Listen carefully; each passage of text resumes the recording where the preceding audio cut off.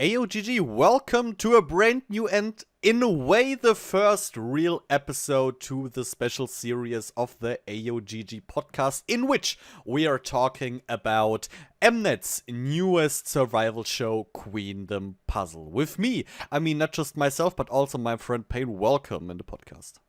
Hello! And yeah, what we are going to do, in case you have not seen our amazing zero-ish episode of this podcast, there we already talked about in depth about each and every contestant of Queendom Puzzle, our predictions, and so on and so on. I will link it for you, of course, in the video description and the show notes, so just go there and check it out if you're interested in getting a little heads up of this episode, because today, in episode 1 of this podcast, we are going to also talk about episode number 1 of Queendom Puzzle. And yeah, before we deep dive too deep into everything, let's just say once again shortly, what is Queendom Puzzle overall? What is it about? Well, Queendom Puzzle is a Mnet survival show about 28 contestants who form various groups for various teams within this show to compete against each other. And in the end, we will have a 7-member project group which will, promote together at least one comeback, at least one debut, maybe one comeback. We don't know how long this group actually is supposed to last, but we know that it's supposed to be 7 members. And who is actually going to end up in the group will be decided via votings from the viewers. Important thing there, though, it is a combination vote. That means that you are not only voting for one person that you want to have in the group, but you always have to vote for 7 members that you wish to be, which you wish to be part of the group. Interesting side fact, Mnet is doing it again, that Korean votes kind of count 50% and the rest of the world also counts 50%. So, Korean votes, are kind of more significant for the final group than all the rest that we are also a part of. So we have to accept that we are second class, but still we will try our best to fill Queendom Puzzle and the voids with between the episodes with a bit of, I don't know if I would call it expertise, but maybe a bit of context and a bit of hopefully entertainment for you all. Because we are going to go through this entire episode, and it started with a little intro in which we got to know each and every one of the members, at least shortly. We saw their faces and their names, so we know who we are going to see for the next 2+ hours within this episode. And then it was already time for the contestants to actually enter the room. The design of everything is nothing really new. Like, if you know Mnet survival shows, I would say you're kind of used to this, to the color theme they have there, to the way everything is built, to the way everything is arranged. Mnet really just did what they always do, and just tweaked it a little bit. But overall, you have 4 couches and stairs, one stair basically, that connects all of those 4 couches. All of the couches are placed on different height levels, kind of, which is important later on, but more to that we will also talk about later on. But yeah, we got the contestants enter one by one into the room. I will now not go through each and every contestant, because we already did that in episode 0. Once again, if you're interested in it, just follow the link in the video description, and then you can watch it, or more listen to it, I should say, how we talk about each and every contestant in depth and for a pretty long time. And we went through their self-written profiles and everything, so there you can really, really get to know them.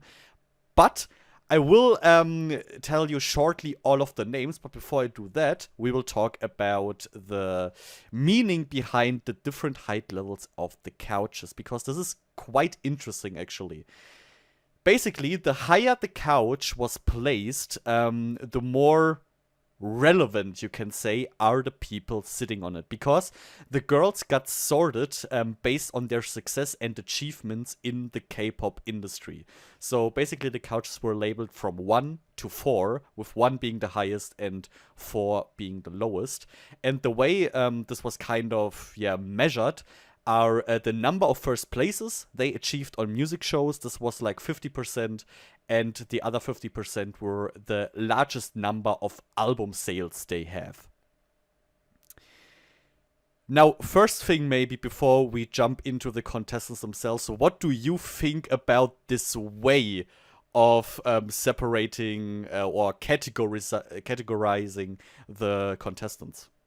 I mean, it's overall interesting. It's a new way for Mnet doing it like this. I guess Mnet most of the time when they rank, it's that I rank their the skill levels with like judges, and like in those performances we I guess had no judges at all overall, but that's another point, I guess.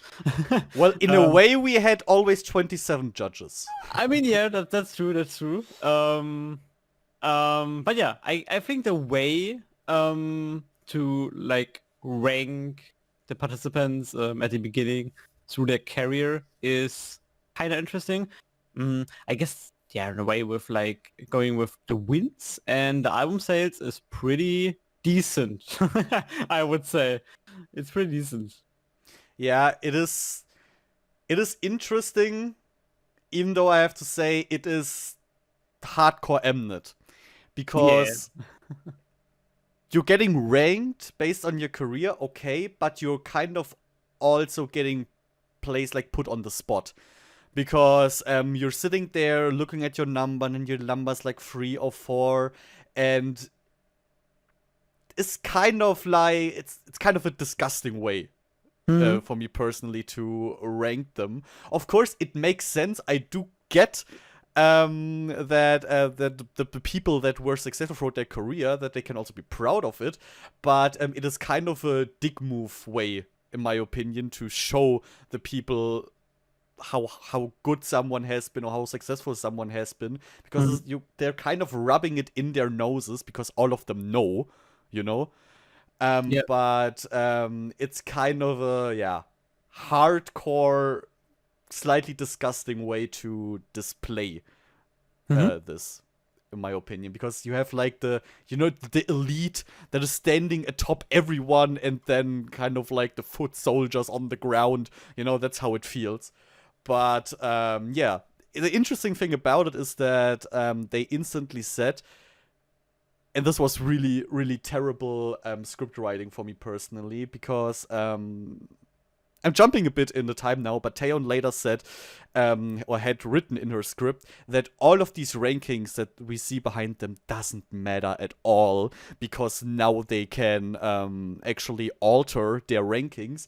I'm like, okay, but if they absolutely don't matter, then why do it in the first place, It's just for the drama. Exactly. That Mnet is doing there, and to then write a script like this really made me uncomfortable. Was like, well, fuck you, Mnet. But yeah, no matter what you think about it, as I already said, through the performances the girls would do later, they were kind of able to change the rankings they had. But now, first, let's say, who is actually part of Queendom? Like, who are the 28 most important people of this show?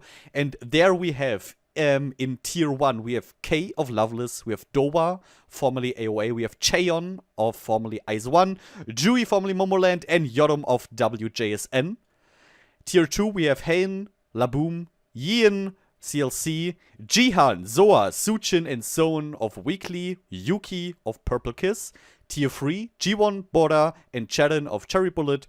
Juri, Suyeon, Yeonhee of Rocket Punch, Soyeon, and Jiwoo of Triple S. And in Tier 4, we have Nana and Wooyeon of Woor, Ellie from Wikimiki, Wiso and Rina of Haiki, Sanga of Lightsum, Miru, formerly NMB48, and Faye, former BNK48, which is, for the last two, Miru and Faye, in case you're not familiar with it really shortly, NMB48 is a sister group of AKB48, a really huge girl group in Japan, and Faye of BNK48 is kind of like a sister group also of AKB48, but in Thailand, okay? So, now that we settled this, it was basically already time. No, first we got, of course, the MC appearance after the girls all appeared. Maybe, is there something that kind of caught your eyes when the girls all entered? I mean, some of them, I kind of like the way they're getting like introducing themselves sometimes. Was very very interesting. The way they got introduced and got to sit on the kind of, I don't know how to call them, even the are not chairs. Help me out. The couches, Couch? in a way, I Is guess. Is it a couch? Maybe it's a couch. I guess so, yeah. Yeah, I guess it's the closest thing. Because they got pushed like through this kind of game with just arrows on the floor, right? Yeah. Very... What was interesting is that every time they came in, we kind of had like little, little in a way hashtags, I guess you can say that kind of tells you a bit or gives you a tip about who is about to enter. Yeah. Some keywords. Yeah, which actually created an interesting thing, because for Cherry Bullet, all of the keywords were connected to acting. Which is, once again, such an Mnet move. Like, come on. Yeah. Like, especially for Bora. Fuck you, Mnet. Like, the vocals of all I mean, we will later talk about her vocals in depth. But that disrespect, honestly, to go with those acting keywords for all of the members. Like, I can kind of understand for Cherin, because Cherin is really known for her acting by now. But the other twos, like, Bora is really, really known for the entire industry for her vocals, and G1 is highly known for her performances on stage. And to then only come with those really not interesting at all acting facts was kind of like a punch in the guts, in my opinion, for Cherry Bullet. Not cool of Mnet, not cool, but of course it was a bit of drama already there. Yeah, there was definitely some keywords where you think like, okay, there was someone who doesn't want Like, to work was there a drama fan? Like, in the Mnet staff, or what the hell was that? Maybe. Also, a thing where I thought, what the hell is that, was when Judy entered. Because she was not alone, but kind of alone. She had two kind of like mannequins, in a way, of her members with her, because they were currently at this moment absent. They were still in the airplane due to a schedule in Japan. And sorry, but I was sitting there and was like, a gig, a job in Japan, and Yuri's the only one not there. How does this make sense? You tell me, please. I don't know as well. So like, I mean, even like sending Yeonhee to the show alone would make more sense, because she's the leader overall. So, and then you put Judy into the Japan thing, I guess. That would be more sense. Or you have to send the leader to this event in Japan. But I don't know. It makes definitely zero sense. Yeah. Just in the case that Judy is for like shows, she's like, I guess she's just good good for Yeah, those she's super shows. entertaining, but maybe to give the listener some context here in case you don't know, Judy has she's Japanese and she has been a member of AKB48, so she is quite known Yeah, basically in Japan. So this makes all of this really really questionable, like that she is definitely. not there for a Japanese job. But hey, I'm not that deep into Rocket Punch, I don't know what went on there, but I was really surprised about that. It, just let's say it's Udem. So I mean, that says Yeah, all. it's Willem. That's true. That's really true. That really explains a lot, unfortunately. Another interesting thing was that the president of the High Key Girls was with them in their it wasn't the dressing room. It was kind of like the preparing room where they had to Waiting wait room. before entering the actual set, which was really cool because you could see how nervous he was to sit there and to let his girls go into this big show and everything. It kind of felt I kind of liked that because I mean, of course, I don't know how they are getting treated at their company, but this at least felt a bit to me like he was actually caring for them. I don't know if this is really the case, but at least it felt like it. Yeah, So, I, I which I is at least somewhat positive. I guess that's like the feeling you have when you or nearly first time maybe mess with Mnet. You're in the show Yeah. and I think damn Yeah. I my mean, precious girls. they are a small entertainment and everything, so Uh, yeah. And I mean, I don't want to spoil too much, but let's just say Heike got a bit of the Mnet treatment in the first episode already, but more to that later. yes. What else did we have? Another interesting thing was actually Jui, because Jui was shown, driving herself around because she has no manager at the moment. She drove to the venue herself and even drove to the wrong building first, which was interesting. Because there are two buildings like this, and she went to, I think, the wrong part of Seoul. So, because of that, I think she was a bit late, if I understood that correctly. Which shows how important a freaking manager is. Like, how much an manager adds to an artist and to how they appear, kind of. Also backstage, and how professional it feels to have a manager and all the work a manager actually does. Definitely. Another interesting thing, first thing, as soon as Cheon entered the building, Mnet started to basically make her the main villain of this first episode, which is interesting because, as we know, she won't be part of the second episode, at least parts of the second episode, as soon as we're out of this first day where they met, because she dropped out of the show. And yeah, we saw Cheon kind of,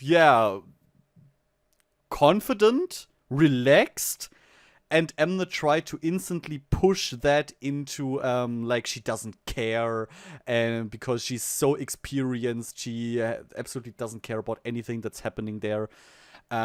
Which is, if you know her or if you have followed her throughout her career so far, know that's absolutely not true. But Mnet really worked hard to make her the absolutely main villain of this, which is, with the knowledge that she drops out in the next episode, even more disgusting by Mnet. But yeah, I guess Mnet absolutely never changes. And who also never changes, thankfully, is the MC of Queendom. Because Taeyeon appeared, and of course the girls lost their shit. A little detail was really interesting, actually. Shortly before Taeyeon appeared, we got like on a screen displayed MC to kind of announce her, and there was this loud noise coming up, and a lot of the contestants kind of like got scared of it, and you could hear Taeyeon in the background like backstage saying to the Mnet staff, hey, don't scare them like that. Like in a really serious tone, like, hey, tone it down a bit, okay? Which kind of adds to what we will see later of Taeyeon, that she really cares for the contestants and tries to make them, as comfortable as humanly possible in an Mnet show, which is not easy, guys, which is not easy. Now, is there something you want to add before we jump into the battles? Nope, we can just go into it. All right, then it is time for the up-down battles, and the name actually explains quite a lot. We have all of the girls perform solo. Even when they came with group members, they all perform solo songs that they chose themselves, question mark? I don't know. But let's just say they chose them themselves. And it is a complete self-evaluation, something Mnet loves to do. Basically, you have this one girl always perform in front of the 27 others, and the others can vote up or down. It was said that they should vote up if they think that the person performing right now is better than oneself, and down if you think that you are better. But let's face it, you're not doing that. You're looking at this person. Most of them said, no, I kind of like what I see there, upvote. Or something that happened really often, I think she could get a lot of votes. Maybe I should sabotage this a bit, downvote. So how you approach this is basically up to you. If you go in a more like tactical way on this voting, or if you're just like, oh, I love everyone, I'll upvote everyone. Completely up to you. But yeah, there is one huge problem that I want to address before we actually jump into the battles. Because we're going to talk about each and every one and also say what we liked and disliked about. But there's one thing I disliked about 99% of all of the performances, and that is that it is almost impossible to really judge the vocals of the performances there, of most of the performances there, because a lot of the times you did not really hear them sing. You were like, you heard the backup vocals playing, you heard the, basically the vocals they had pre-recorded, but the actual live vocals were, for most performances, really, really rare that you were actually able to hear them fully.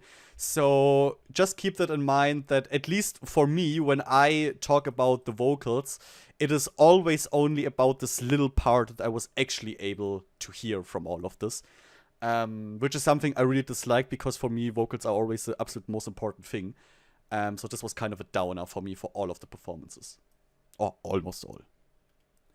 Yeah, I kind of see this. When we were watching it, I was literally like, I don't know in which performance it started, but I guess it was the first or the second or the third one. But I just realized that the playback is such a huge part of the performance, and so I was literally sitting here and I was trying so hard to distract the playback from the actual singing, that I kinda in a way could achieve it on a good way for me, but maybe it's just my imagination as well. So, because obviously there were parts where I'm a bit like, okay, was it playback or was it not? But I tried to kind of try to get a focus on it, but it was hard though. Yeah, I think for me personally, most of the time when there were actual live vocals, I felt like I could hear it pretty well. But yeah, we will see. We will see. Just so you know what all of what we are about to say is based on. Yes. First contestant was Doa, and as always, when in an Mnet survival show, before you have the actual performance, you have this little throwback to how they basically prepared for this performance, or little interview inserts that talk about this member and stuff. And for Doa, we learned that she changed her name from Chanmi to Dowa. Reason for that is because she didn't want to be that closely associated with AOA, which is kind of strange because of a later thing that happens, but more to that then. She didn't want to be so associated with it. She wants to start fresh. She wants to start as a solo now. Dowa is a solo, Chanmi is the AOA member. And interesting little fact, Do stands for achievement and Wa stands for beauty. So you also know how her name was made. And the songs she performs, and here is now the problem, Elvis, Bingle Bangle, and Come See Me. Especially Bingle Bangle and Come See Me, don't get me wrong, I love those two songs. Absolutely. But if you told me just 2 minutes before that you kind of want to start to separate yourself, that Dowa is the solo artist and Chanmi is the AOA artist, and in the next thing you're performing 3 AOA songs, it is, kind of paradox thing to do, in my opinion, but okay. That aside, what did you think about Doa's performance of Elvis, Bingle Bangle, and Come See Me? Yeah, so first, it's definitely a weird situation in that case. I don't know, maybe she got a bit influenced from. I guess we saw her talking with the staff of the company, right? About this whole thing. Maybe there was the company again and said, yeah, but if we take those 3 songs and make it total different remix, I mean, it really sounded not like the originals, not even one of them, just like the top line of the singing, but overall it was really, really different in my opinion. So yeah, maybe... But it still was AOA songs. Yeah, I know. I don't know, man, I don't know. Maybe it's the company's fault. I don't know, but I just love to push the fault to the companies. So yeah, overall, the performance, I guess, it's a bit like, I mean, she was, I'm just thinking about it. I haven't seen her like performing like that in a long time. So I was really looking forward to this. And overall, I kinda loved how they remixed it. It was a bit of wild remix, in my opinion, because sometimes I was not really realizing when one song starts and transfers to the others, until I like heard the keywords of the songs or heard her singing. So it was a really unexpected performance, in my opinion. She did it overall, in my opinion, very well. Like in terms of dancing, like and performing overall. But yeah, she had sadly this one moment where she wanted to do like a key moment and wanted to throw away like kind of the skirt. The skirt, exactly, but it's like more the main skirt, because she had, I guess, a skirt still under it, right?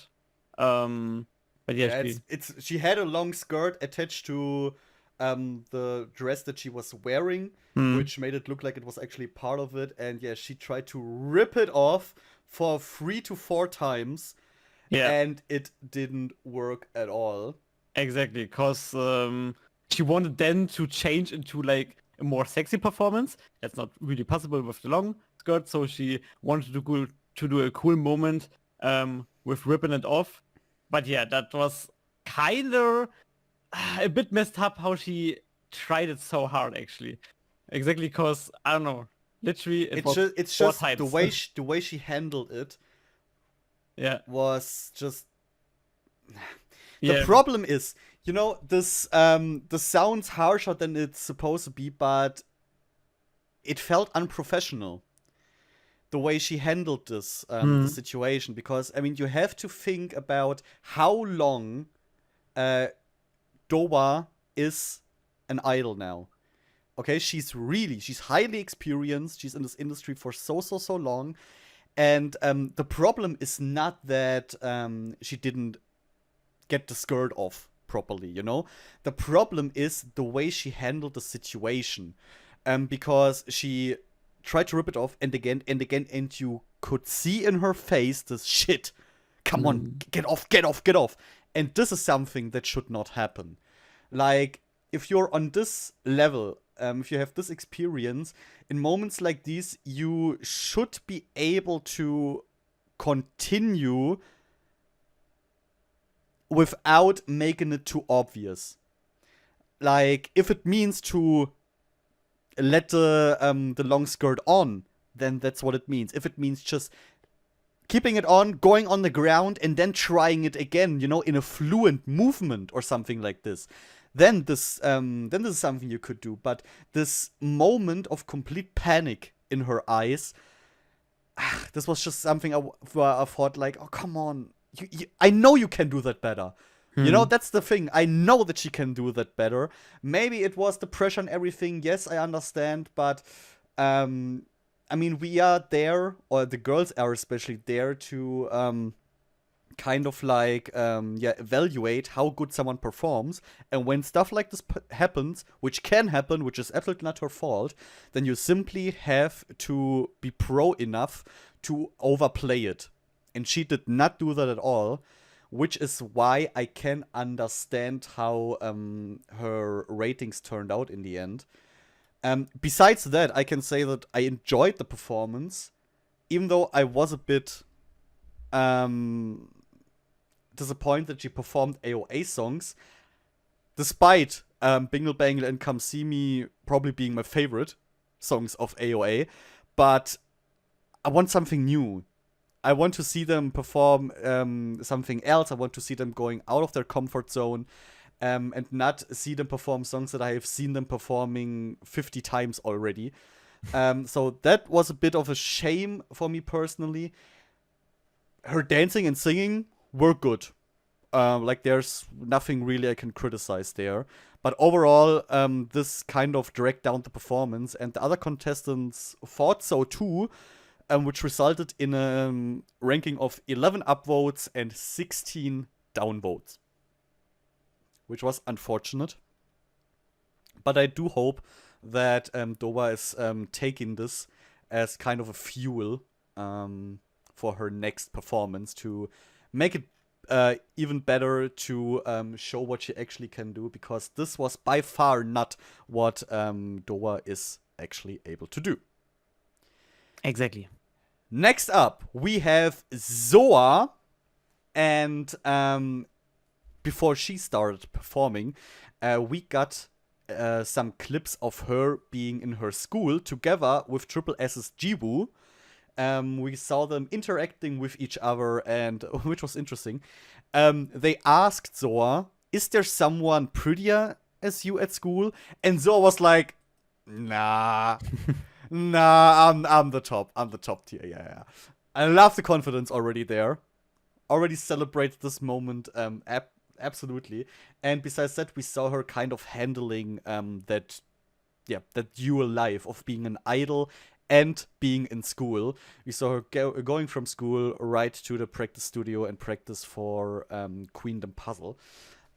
So we got a really busy bee here performing next, and what she was performing was After School by Weekly and a transition into Ram Pam Pam Pam by FNX.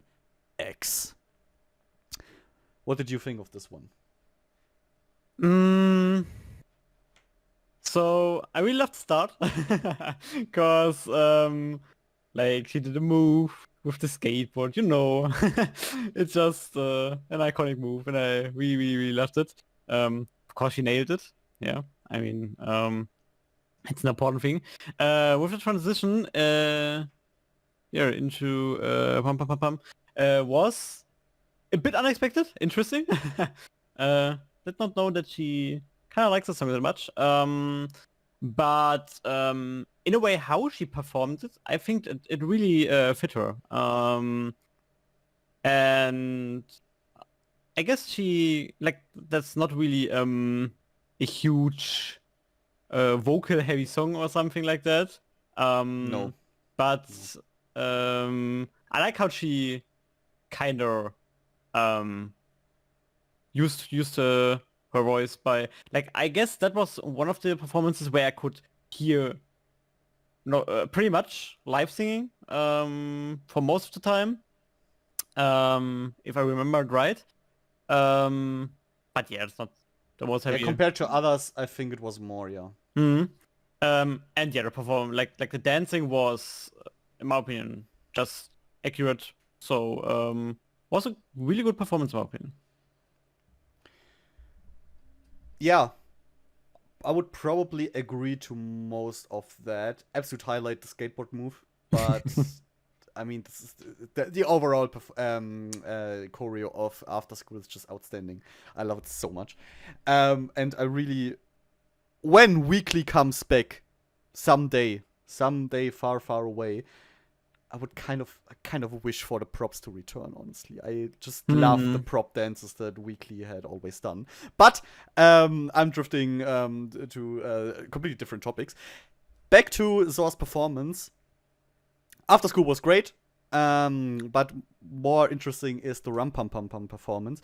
And here, I would say she did really well. There is not really anything I can criticize about what she has done. On the other hand, I also have to say that there's not much that really stood out to me. Like, it was a pretty solid idol performance, but it was kind of missing highlights for me personally. Also, I felt like her facial expressions were sometimes a bit lost, um, and she didn't really take the stage, you know? Like, she was performing there, but it never felt like, okay, I'm here, guys, look at me, I'm the absolute main event. I think it was just a bit of the missing stage presence. But overall, it was a good performance, and I enjoyed looking at it. Zor got a ranking of 16 upvotes and 11 downvotes, so basically exactly a mirror of what Dowa got right before her performance. Next up, we have her school friend, Jiwoo of Triple S. So, the things that we have learned prior to her performance of Jiwoo is food, food, and more food. We got her nickname Yum Yum Jiwoo, and that's basically it. What we really learned about her. But it was adorable, and that she's a freaking giant. That is another thing that we had learned. She performed Rising of Triple S, an absolutely amazing song. But the question, of course, is, was the performance just as amazing? So, first of all, she she like did a concept move, which you can get me pretty easily with, and that's suit. I'm a little fan, like of if you like But make it a bit. just you're a fan just of just the concept, of course. um, and yeah, she kind of. I was.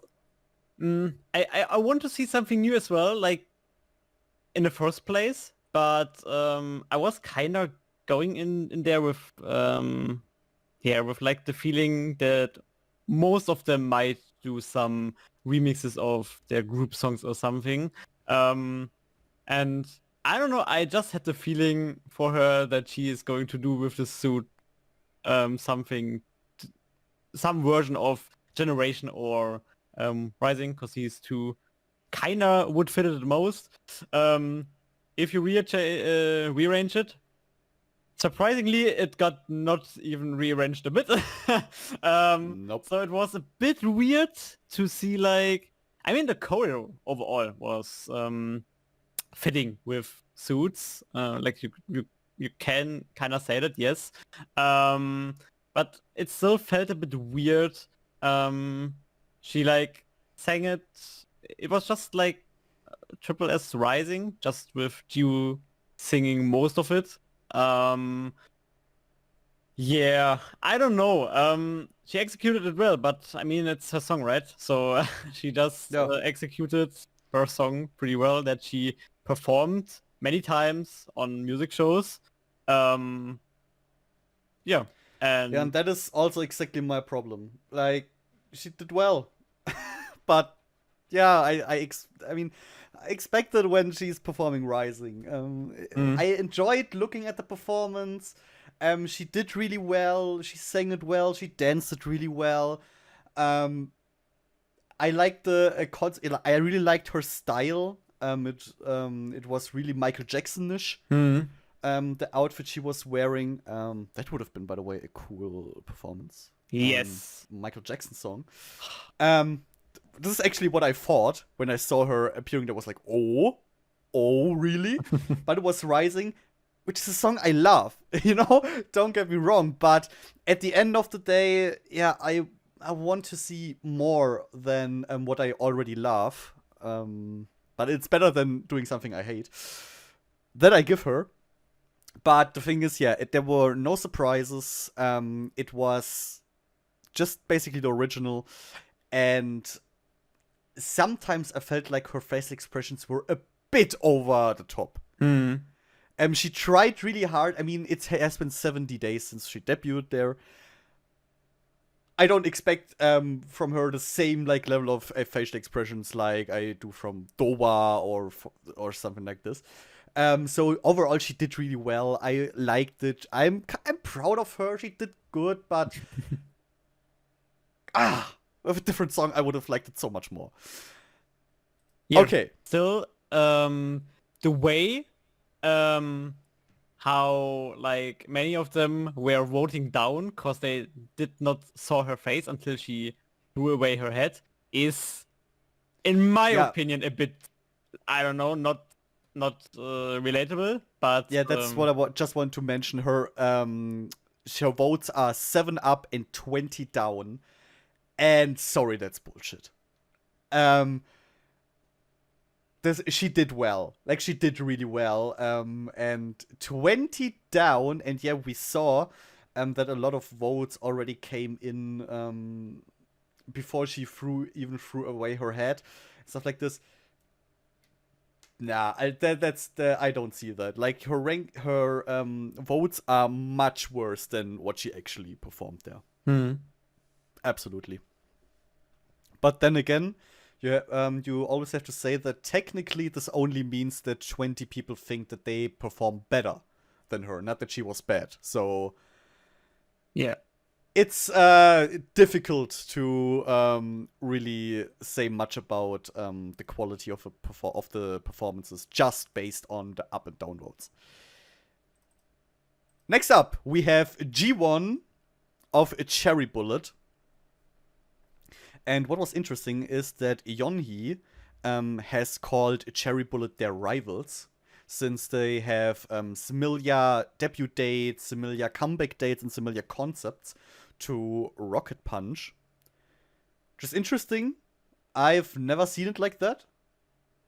But I can see that she kind of sees it that way. And also we have seen G1 in the backstage, which was super interesting.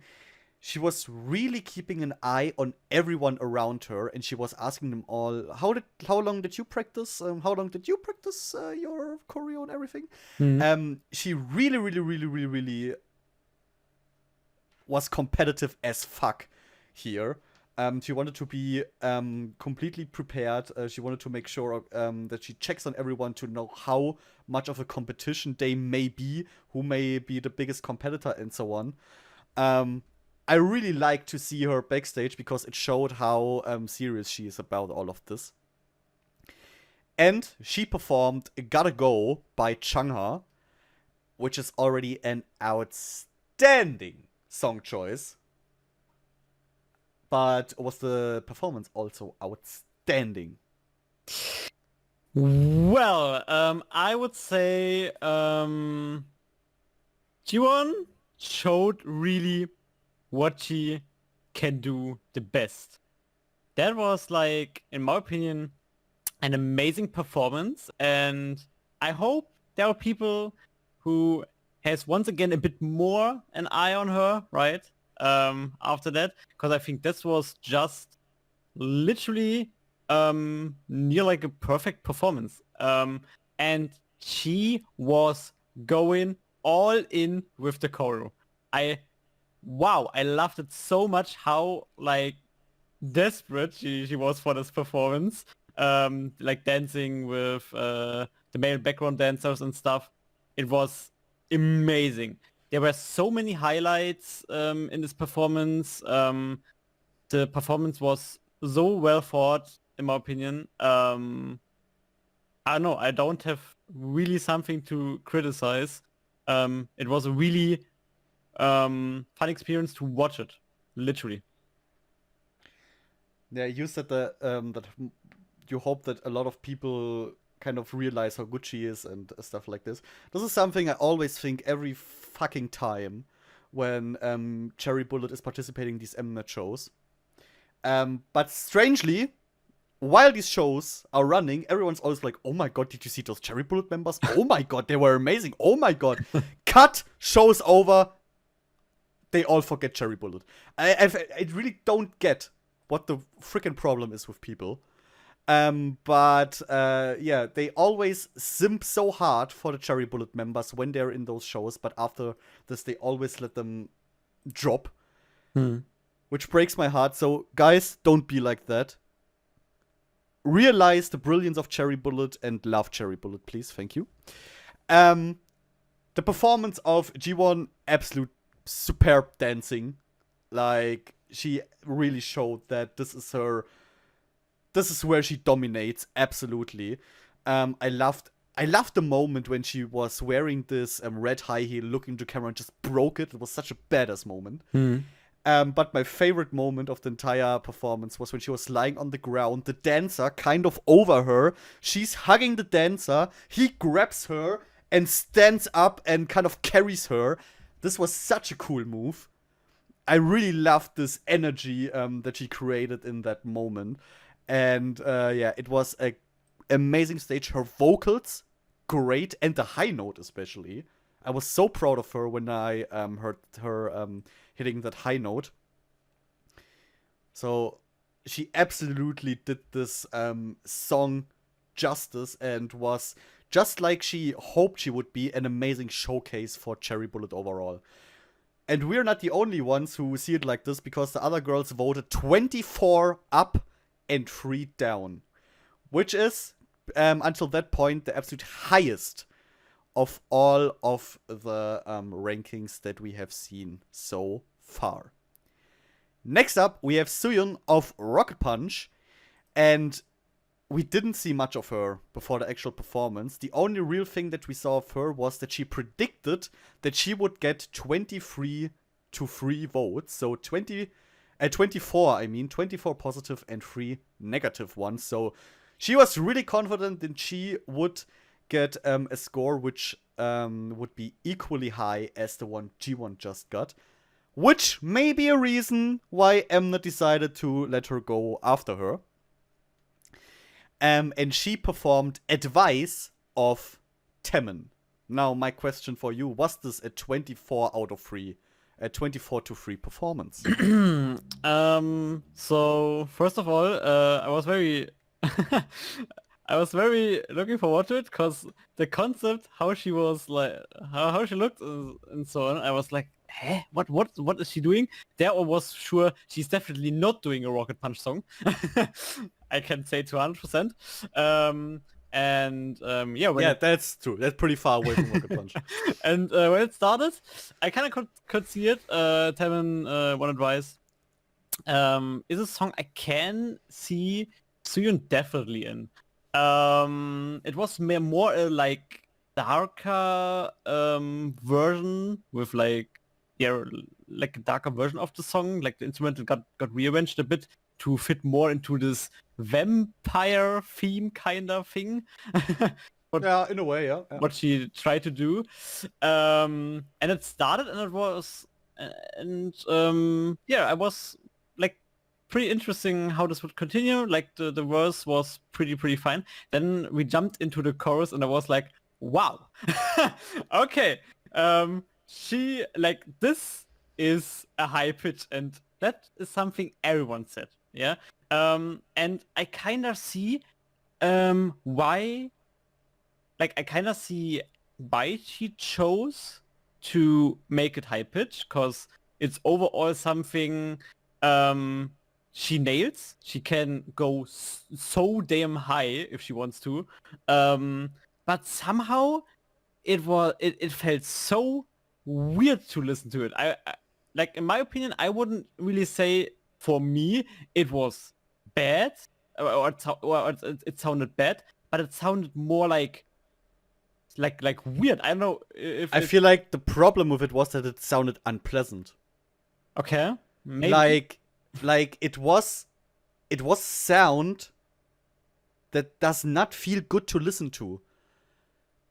At least that was the big problem for me. Like in the beginning, her voice cracked for the first two higher notes she tried to put out there. But then after that you have give her, she hit those notes, but honestly she shouldn't have. This was really difficult for me to listen to. The whole time I was like, please, not again, oh god, not again, oh god. And I feel like it was the same for a lot of other people sitting there, for a lot of other contestants.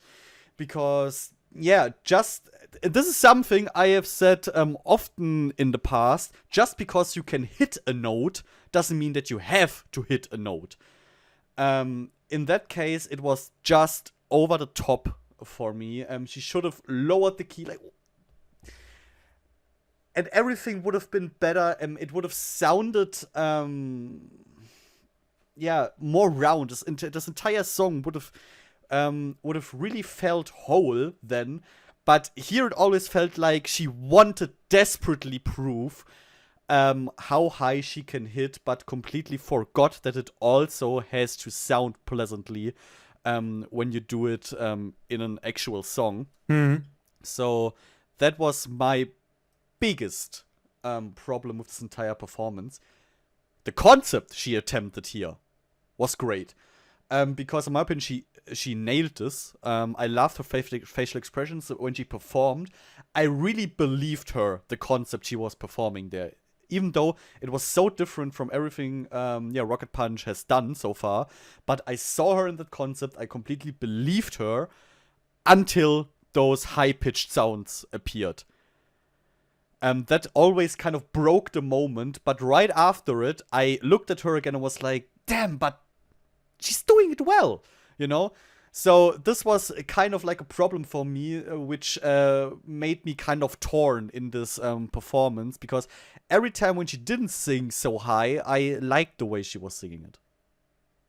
Yeah, I guess it had she could have get high and with her head voice and her powerful head voice. I guess if I don't know, if I have the original song in my mind, it's not even that super powerful that's Temin singing it, but she wanted to do like literally just make out a powerful high pitch head voice. Yeah, I mean, I can understand her. She wanted to showcase her skills. I do get it. But as I said, just because you can do something doesn't mean you have to do it. Yeah. And I think this could have been a song or a performance overall, a song version I really would have liked. If it's not like, I see going high pitch, but if she just lowers it a bit, I guess that would make it so much better. Just a bit. I guess she was just slightly over it, but this slightly over it can make everything like break down. And I guess that was sadly, I mean, there you have to say she definitely was like in the company doing this, and there were a producer who said, yes, yes, we are doing this. So I guess it's not alone her fault, but yeah, I don't know what the planning behind it was there to do it like that. Or she didn't do it that extreme in the training. I don't know. Maybe. But yeah, that wasn't it. Exactly. The others thought so too. So her votes were 12 up and 15 down. Next up, Nana. Nana of Wur. And as soon as her name got called out, everyone was like, oh my god. Because she is known for her dance skills. She's an outstanding dancer. If you follow Wur a bit, or check out the Wur channel, you will see a shitload of videos of Nana just dancing and dancing and dancing and dancing and nailing each and every style that she's attempting there. Cheon even said, I have been looking at Nana from before the show already. So she already, despite being from such a small group, made a big name for herself in this entire industry. And that was basically also the little prelude we got before her performance of Move by, once again, Taemin. Now, did this performance move you too? I was really looking forward to it. Nana for me in the show is like one of my favorites. I'm looking really forward to her performances. And yeah, it was kinda like we kind of thought about it. What could a dancer do? And we were coming to Taemin, right? I mean, the second we saw the outfits of the dancers, we're like, okay, Taemin. Taemin, exactly. Yeah. I guess I got so many things I really love about Nana. It's the dancing, it's her like lower voice. I really love this as well. And the other thing is I love even if she raps. Like I love when she sings. I love when she raps. That does not get rap, but that's totally fine. Yeah, I don't need it. But I guess this was the first performance where I really thought sometimes where I was like, okay, it's hard to hear out sometimes if she's singing or not. Or I guess that's wrong, but it's hard to hear out how she sings if she really sings, because Move is a song you don't really have to put much power into your voice. That means if you have playback and you're singing over it, especially like singing over it relatively clean, then it's really hard to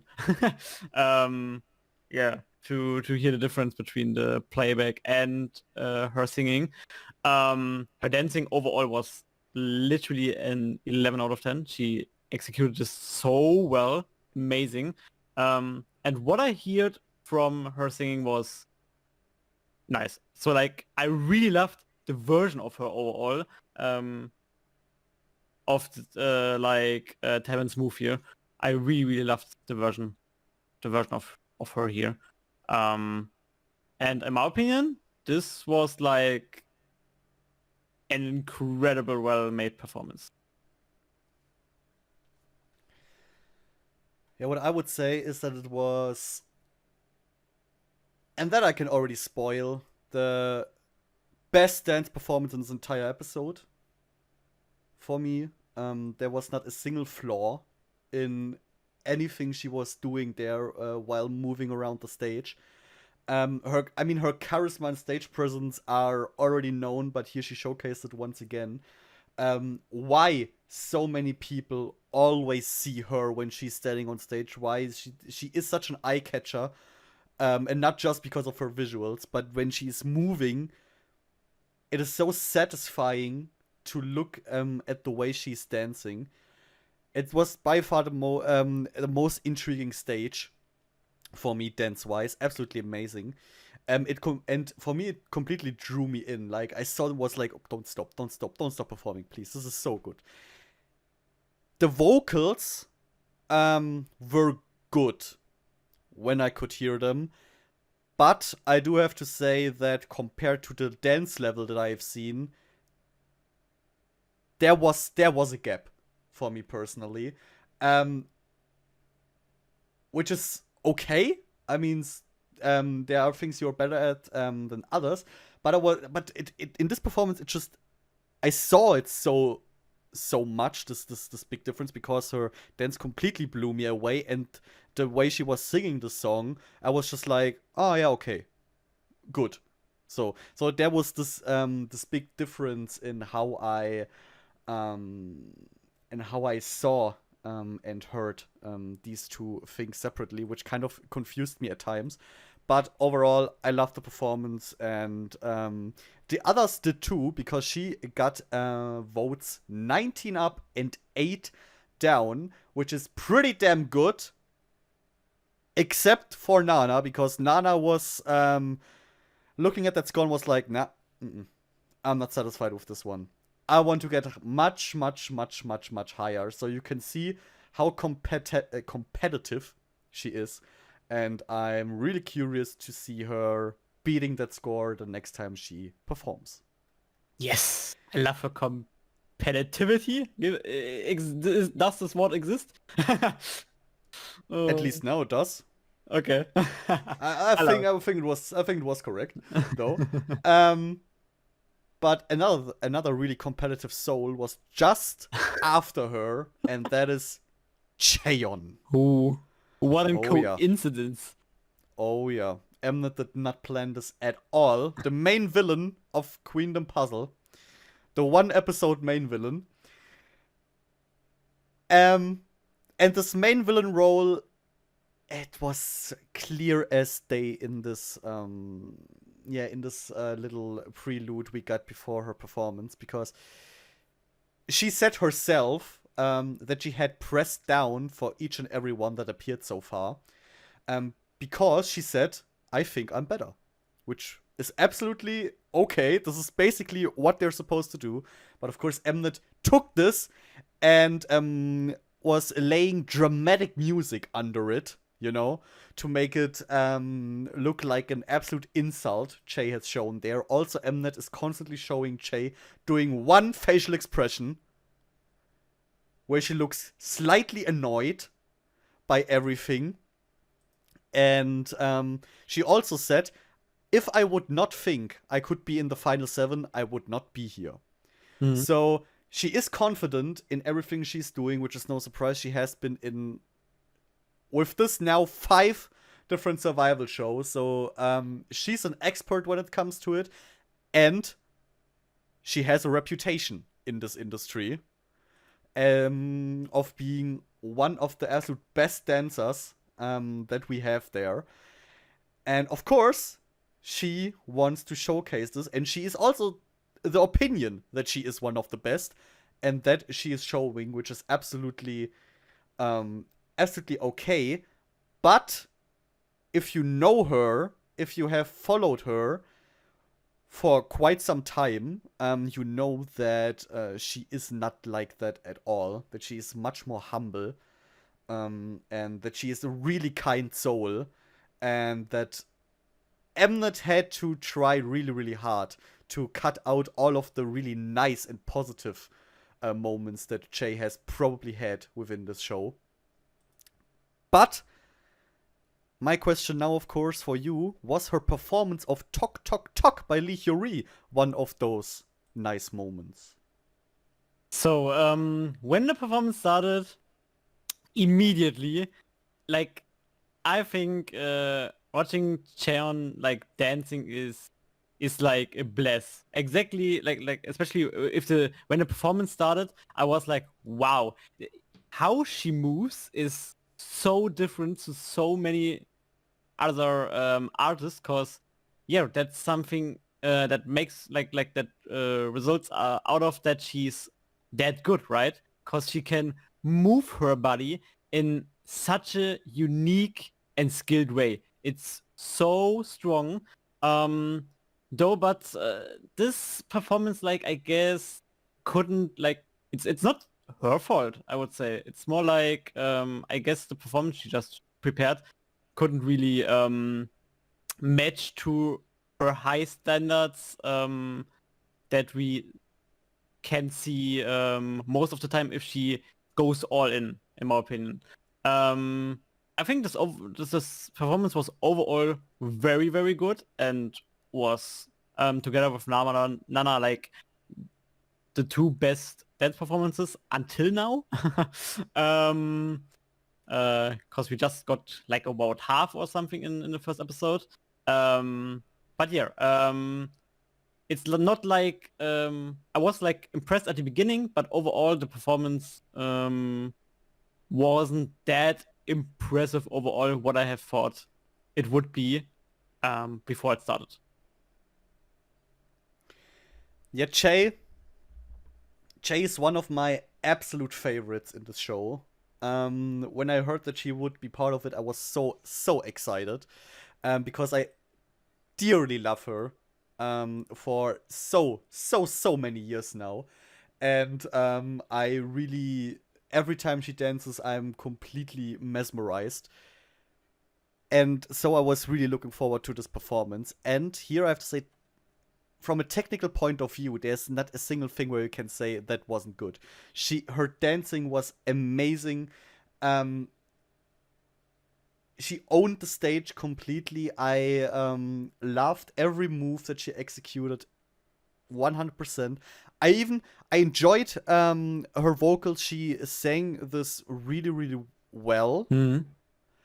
Even though, once again, here also, most of the time, it wasn't really easy to actually hear her live singing, which made it difficult. But the parts that I heard, I really enjoyed.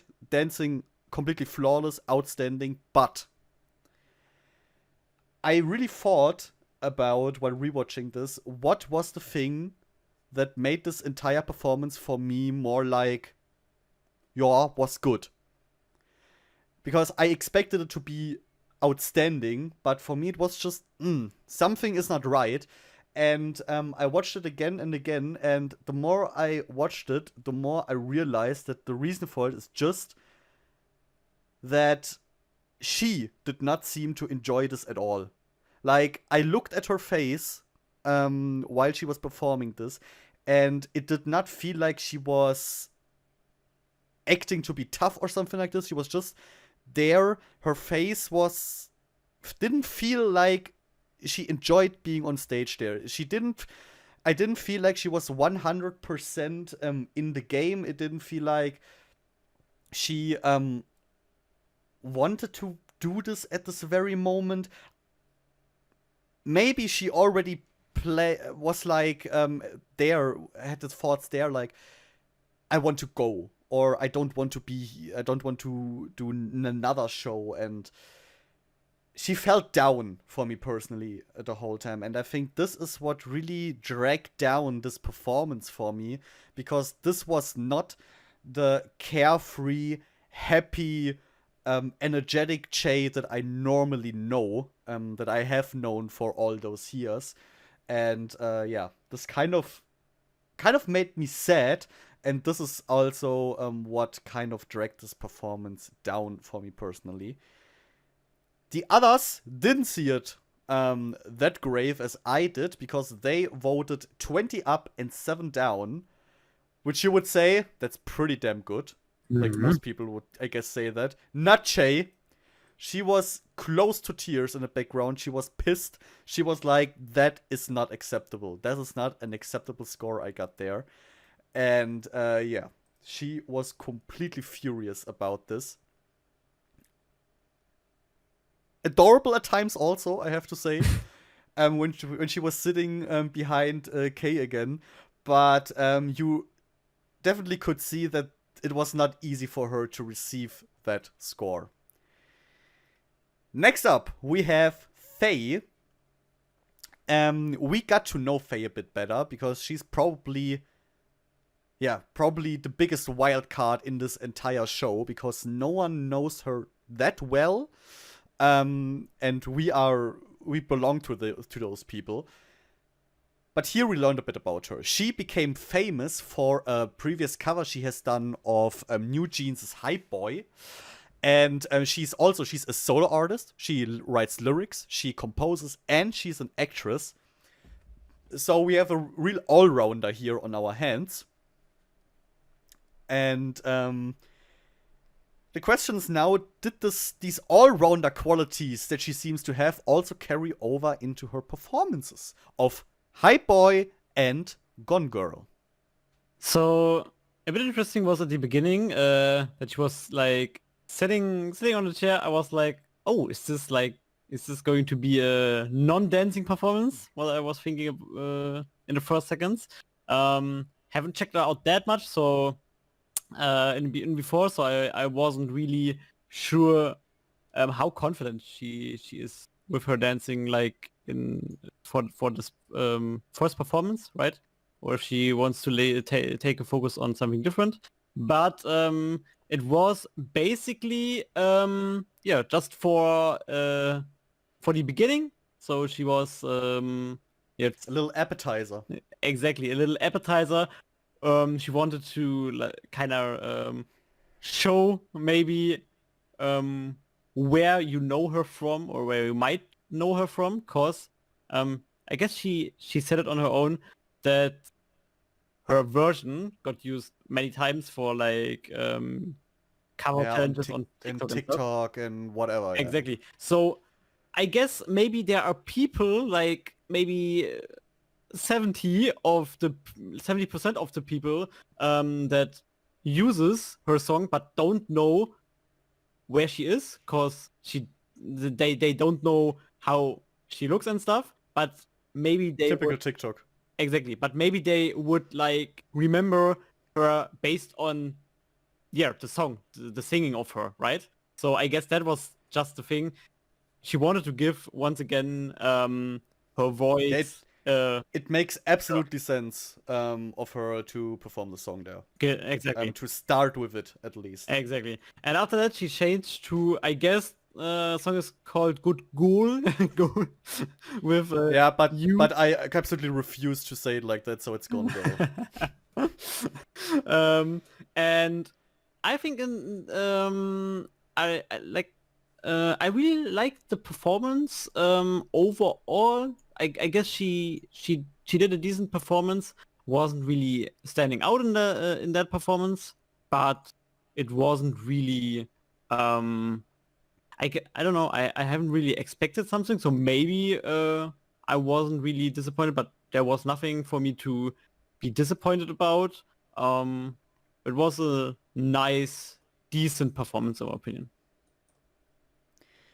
Well, for me, I kind of have to separate her performance really into the Hype Boy one and the Gone Girl one, because the Hype Boy one was, for me, way better. Because her voice, I kind of understand the appeal that all those people that have used the song on various platforms, the appeal her version of the song has to them. I also prefer, personally, her voice, her version of the song, because it suits us. It's kind of, once again, there is a certain satisfaction in the way she's singing it. I feel like her voice is really made for these slow songs. That is, for example, a Hype Boy. Songs that are not too exciting, but that kind of like, her voice can comfort you in a way when she's singing slow songs like these. So that part was really nice and I enjoyed that. Then she switched. And what I have to give her for the Gone Girl part, she was highly passionate. Like, everything she did was, she did with absolute passion. She was super energetic the whole time. I completely believed, especially after the Cheon performance, that she wants to be there. That this is a place where she feels like she belongs and she needs to be here even. So that was really cool. But her rapping felt, for me personally, completely overboard and didn't feel natural at all. And her vocals were much weaker. When she sang there, I did not feel like her song was really matching the feel of the song. That's what I meant with her voice goes perfectly with calm with calm songs, but this one didn't match at all. Her voice felt flat and, yeah, kind of unappealing for me in that part. And the dancing, there also she tried so hard, but maybe at this time she tried too hard, because here also it felt overboard. It didn't feel like it was a smooth transition from move to move, but it was more like that and that and that and that, like rapid fire movements that she just bursted out there in this choreography. It didn't feel quite nice for me, that part. So the high boy part, amazing. The other part, not a fan of. So really looking forward to see how she will continue to grow in other kinds of songs. The girls, however, the contestants, really liked what she did. She got 16 upvotes and 11 downvotes. Next up, we have Rina of Heike. And here also, in the prelude, we didn't have much happening of her performance. Only the Feathergate. Because she was sitting there and the whole time, the pink feathers that she was wearing on her arms were falling down and flying through the entire room. Foreshadowing, maybe, someone could say. But yeah, now what do you think? Did her performance fall just as hard as the feathers did? Basically, if you say it like that, it kind of did. Her performance started with Rose Blossom, of course. That's I guess that's just the thing you can do, starting like with your song in the intro, right? It's especially with the most known one. Exactly. Yeah. Which got first place, though. Like, I mean, right? And it's a great song. Exactly. And yeah, so she did a little intro performance of this, but mainly she was here to show her version of pop. Pop, pop, popping Nyan's pop. And I really loved how she enjoyed it overall. Here we have the theme again. She enjoyed it, definitely. And this fact, this changes the performance so much. Yeah, definitely. And I think she overall did it so well. I really love like watching her performance and listening to her, even if I'm not the biggest fan of the song. But I really enjoyed enjoyed the performance. But yeah, she sadly, when it came to the high note, she she cracked so hard. Like it was not even a voice crack. It was a voice. It was a voice breakdown. It felt like complete. Yeah, like her voice just gave up at this moment. Was like, nope. Yeah. Not gonna do that one. Nope. And wow, that was super sad, because until then she did it so incredibly well. And of course the high note is like the highlight before it ends. Yeah, and that's for so many people, that was the reason to just take down the down button, press it down. I think, yeah, in my opinion, I would have still pressed up, I guess. But I would have anyway rated, like, had a different take on rating the performances. But for me, the overall performance was so good that it one mess up wouldn't really... Of course, it was a huge one, but it was like just one mess up in like the whole performance, where she did so many incredible like things of facial expression, dancing, and her singing overall was so nice as well. So yeah, it was sad that this happened, because if this wouldn't have happened, I guess it would have been, or could have been, one of the best performances for episode 1. I go as far and say, despite this voice crack in the high note, it was one of the absolute best performances of this episode. Because I really have to say, I completely fell in love with Rina in this performance. I have rewatched this really often.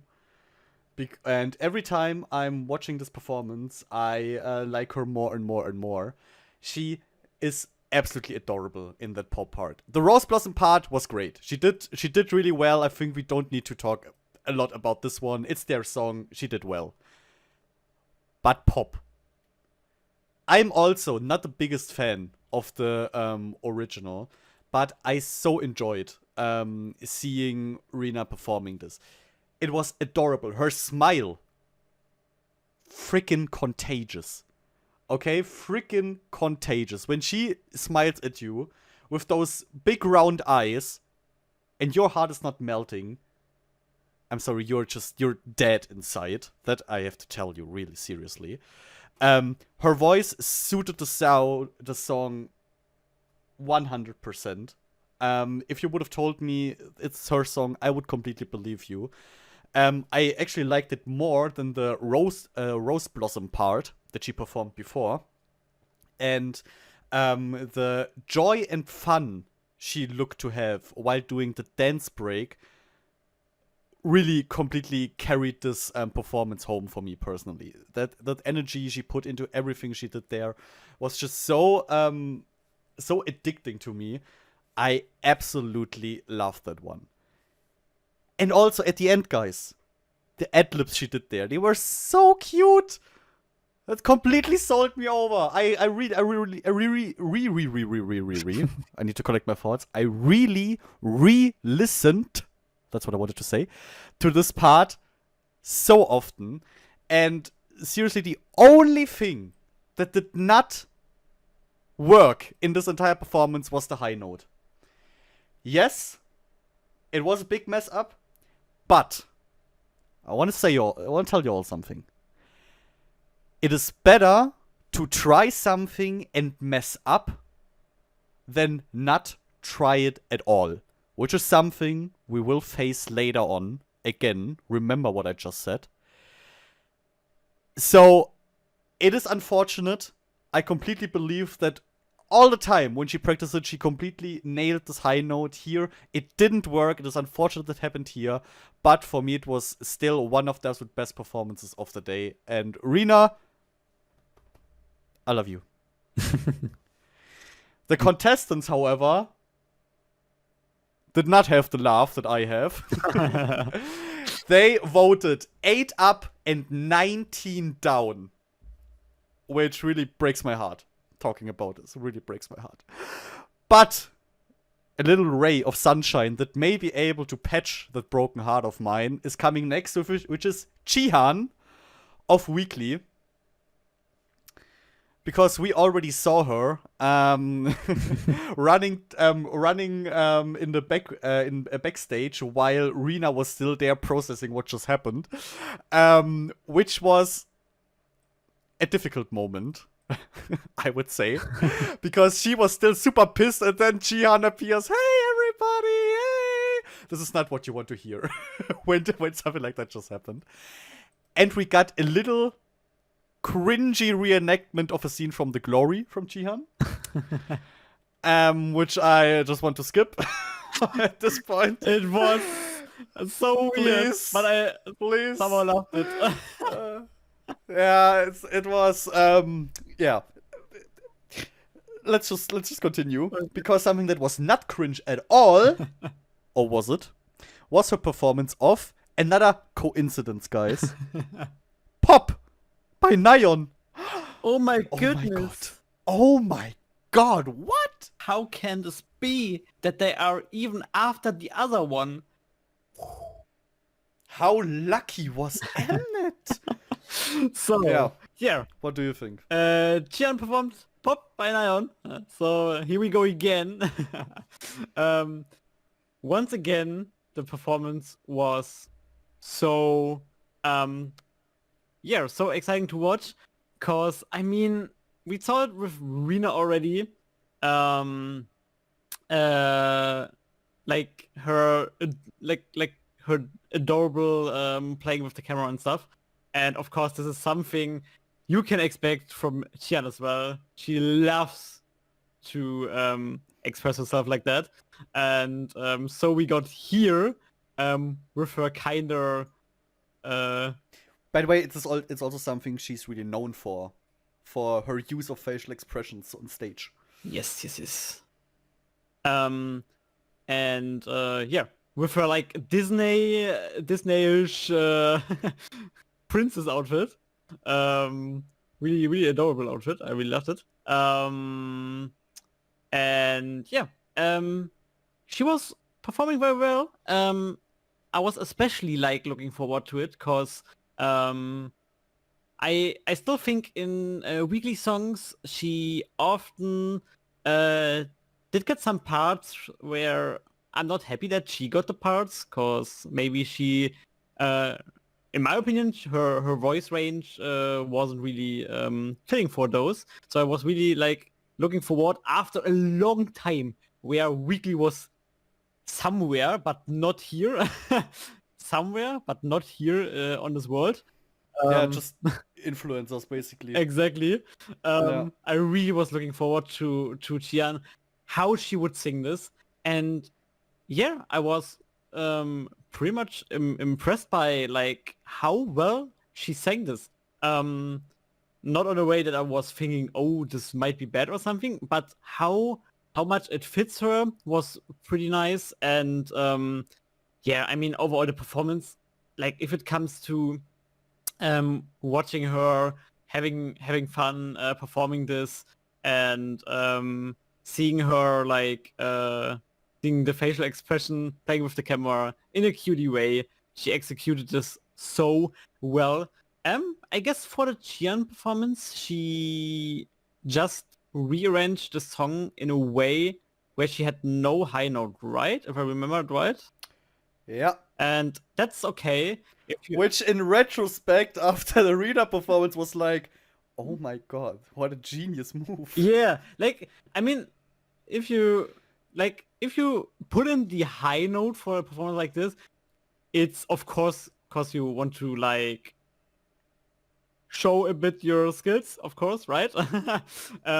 But Qian was just thinking, no, I will just execute this performance yeah, on like without a high note, on the things I can do pretty well, or I can totally rip off the stage. And Yeah, and I mean, the performance shows you don't need a high note. exactly. High notes are great and all, but it is not something you desperately need. Exactly.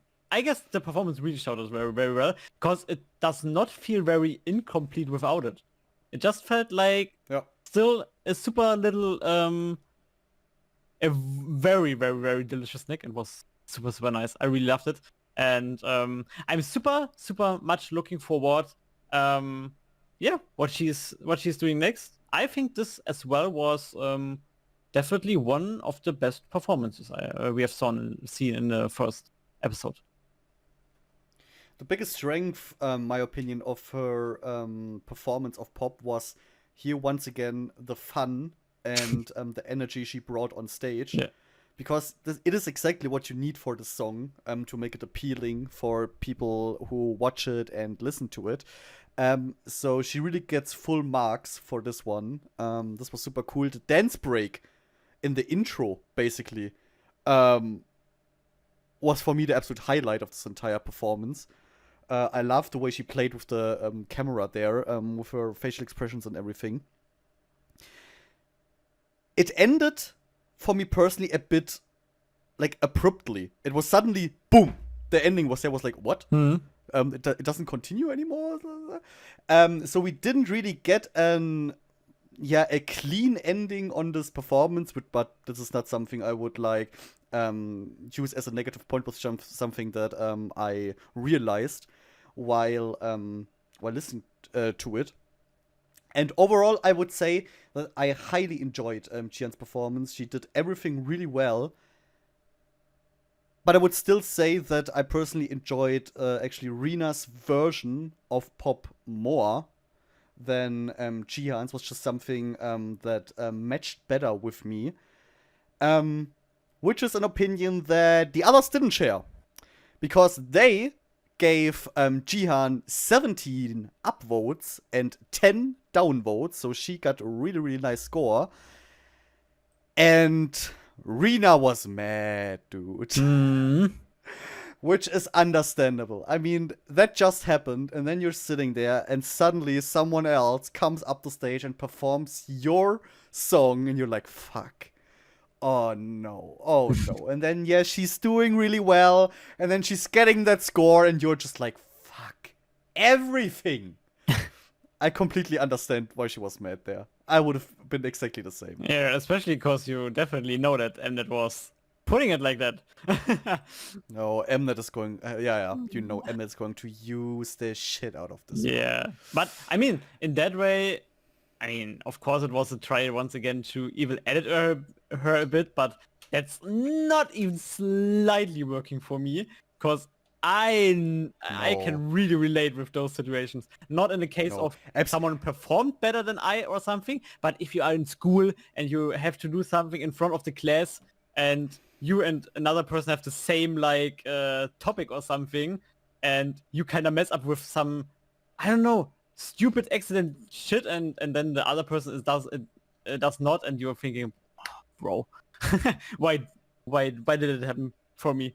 That was just, it was evil editing, but not in a way to make her look bad or something. Exactly. It was really, she was mad, and it's understandable. Yeah, you are at a competition like this, you want to win. Yeah, and this was just it was a bad situation. It was human. It was absolutely human, and I mean, Rena, seriously. What all of this has done? Maybe you didn't get the best score, but she's definitely my bias in high key. No, nice. That much I can tell you. She won. I love Rena. Okay, after this, to like calm down a bit, we got a little break in which Mother Teresa took care of her little children, because we saw Taeyeon sitting there and calling the staff to say, hey, come on. They're probably thirsty. Give them a bit of water after the performances. And also, that moment I loved. In the midst of recording, Taeyeon was like, hey girls, are you hungry? Oh, Nothenberg, yes, boss, so hungry. And Taeyeon was like, okay, come on, break. Stop recording now, break. And Mnet was, shit, we can say no now. Okay, break. We eat first, then continue. I really love this. And yeah, I feel like Taeyeon is really taking care well of all of the girls, and this makes me super happy because Tae is bae. It's so sweet. Like literally, this is such an important thing. She can relate so much with them, that she just kind of she thinks about it like. Okay, we need to like check if they are hungry. They have to be thirsty. Something where stuff maybe is not 100% focusing on because they want to run the show. But yeah, Tae has the important things to check. But the thing that fascinates me about this so much is that despite Tae also being busy with other stuff, you know, with emceeing stuff, she still kind of has in her head, okay, but the girls also have desires, you know. They also have stuff that needs to be taken care of, and maybe her leading experience as SNSD leader is kind of coming through. True, maybe, but I really love this moment. But of course, Mnet was using this instantly to create a bit of drama again, because when we have Taeyeon building herself up as this godly mother taking care of her children, why not bring up next one of her children that is maybe making her mother not so happy? Question mark? Question mark. We will see. Next up is Wooyeon. of Vua, and yeah, she got scared. Why did she get scared? The moment Taeyeon set foot on the stage, because she was about to perform a song of Taeyeon. She performed I Envy You by Taeyeon, and now my question: was it right of her to be scared for this moment? So first, I think I don't know how exactly it is with like like how this time management and everything is, and it kinda like I don't know how they need to cut it or if Weon kinda had to play it like that. But in the first episode we could see like how when Taeyeon joined the room, she was like, oh shit, wait a second. She's actually here. So Yeah. I guess we did not know, because I don't know how Mnet wants to kind of I don't know, edit it like that, or I don't know. I don't think this is possible. So it had to be censored somehow. And in those moments, I don't know. I think like, oh damn, you have your shit. You have yourself to shit yourself so much. Okay, I needed to order my thoughts. That would have been the scariest moment of my entire life, seriously. Imagine you're performing I Envy You in front of Taeyeon, and I mean that's literally on like in front, right? She's like sitting. I guess Yeah, she's first row. she's first row, like yeah, somehow in behind, right? Or side or something. Yeah, on the side. Yeah. So it's really in front of her, and yeah. But I was looking forward to it because Uyeon is such a nice vocalist.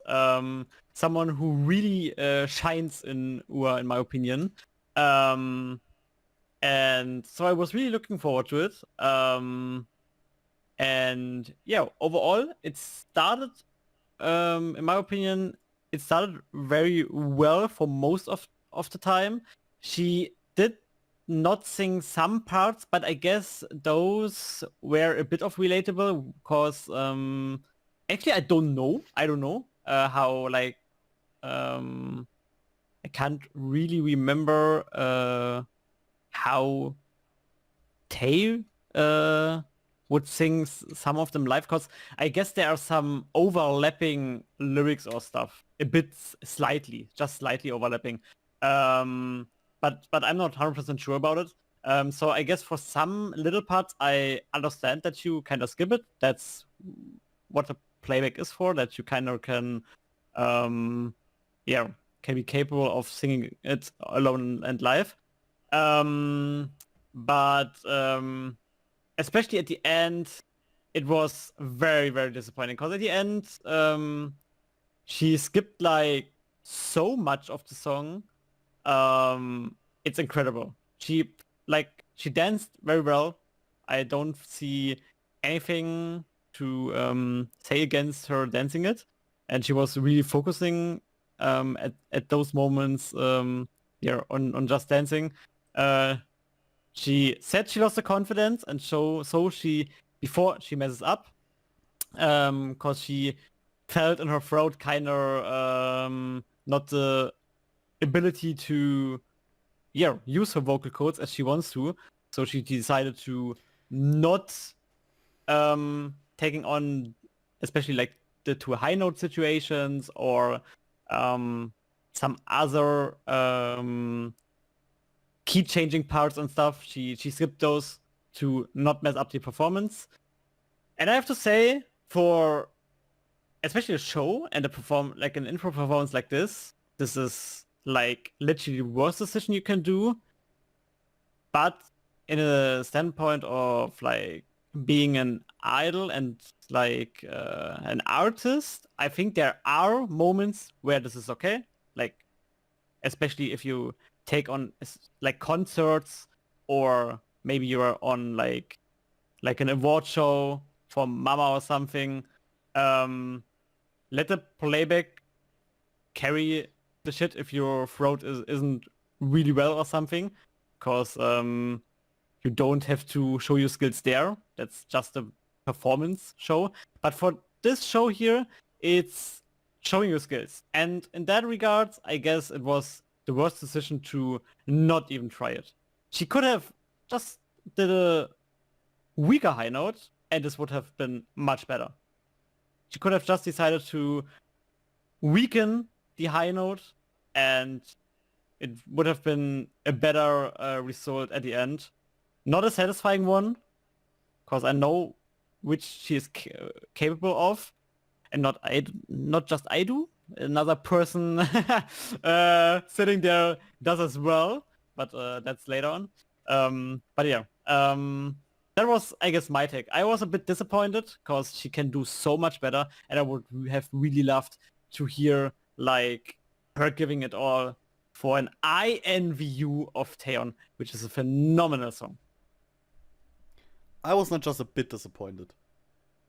I saw this and it was like, there is absolutely nothing here that I can really like, yeah, that I really need to think about what is happening here at the moment. Like, I get that her voice wasn't in the best condition. I get that she was anxious to mess up, but to just not do anything.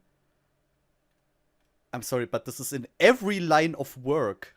In absolutely every line of work, this would be like the most fatal thing to do. In class, you would get like an F for not submitting your assignment. Like, at least try. This is exactly what I meant. Like, even if you're not 100% confident, she chose the song, so try it. If your voice cracks doing the high note, it's unfortunate, but it is, everything is better than just not doing anything, because you instantly lose your credibility. Everything about this performance feels weird. It's completely impossible for me to enjoy anything about this. If you just stop singing, then yeah, I'm sorry, nothing works anymore there for me. And for me, singing is the most important. All of them are singers. That's the most important part. And when you don't sing, I'm sorry, then I also don't care about your dancing. The dancing is the bonus for me. That she did really well. I give her that. And the parts where I could actually hear her singing, in the beginning she was singing a lot, I really liked it. She did well. Of course, her voice didn't have the same like volume like the Taeyeon has there, but no one expects that. Like, I only want her to make the song her own, in her own way, and if that means to just take out the high note, okay, just edit the high note out of the song. For example, if a few days before you realize, okay, I can't do that. If you really realize on this day that your voice isn't in a good condition, then still try it. If your voice, say it before you start performing, hey, sorry, but my voice, blah, blah, blah. It is okay to do that, but to just say, no, I'm not going to do that, this is, no. Then there's absolutely nothing else on this performance I can really say things about, because the most standard thing has just been completely thrown overboard. And it really hurts me for her, because I believe her when she says that she's a big fan. And I believe her. I know through through performances, that she can sing really well. And to see her giving herself up so much at this very moment really breaks my heart. Especially since she had to do it right in front of Taeyeon, in front of her, as she said herself, her role model, the person that got her to be a singer and everything. I'm sorry, you need to do your thing there then. I can't accept anything else there. And the same goes for all the other contestants, because she got a upvote score from 4 and a downvote score of 23. Next up, we have Yaroma of WJSN. And here, in the little intro we got for Yodom, It is maybe a shocker to all of you, but we got nothing but she's a champion. She's the champion. Still, because WJSN has won the last season of Queendom, Queendom 2. And of course, Mnet was using this to build her up, of course, also build a bit of pressure. Because since when you have a champion in your ranks, you want to see a champion like performance. And if she did it, we will talk about now. With her performance of As You Wish and by Kai. Wow, that was nice. So, Yerum is as well, like some other people in here, such a good dancer. She can dance so well. And something I'm not 100% just sure about her is like her singing, because she most of the time does not, at least in WJSN, get those really full lines or something. So I'm not 100%. I know a bit stuff of her, so I know obviously she can sing. I mean, she's an idol, but I don't know like how high her skills in singing can go. Know a bit of her rapping though, and yeah. Overall, I was looking forward to this performance. I mean, it's not like my most favorite song existing in K-pop, but Which one? Hmm? Which one of those two? By Kai. So like, but I think in this one, like in that kind of part after the my kind of like my wish intro thing. I mean, it was The As You Wish, yeah. As You Wish intro, yeah. Not my wish, right? As You Wish.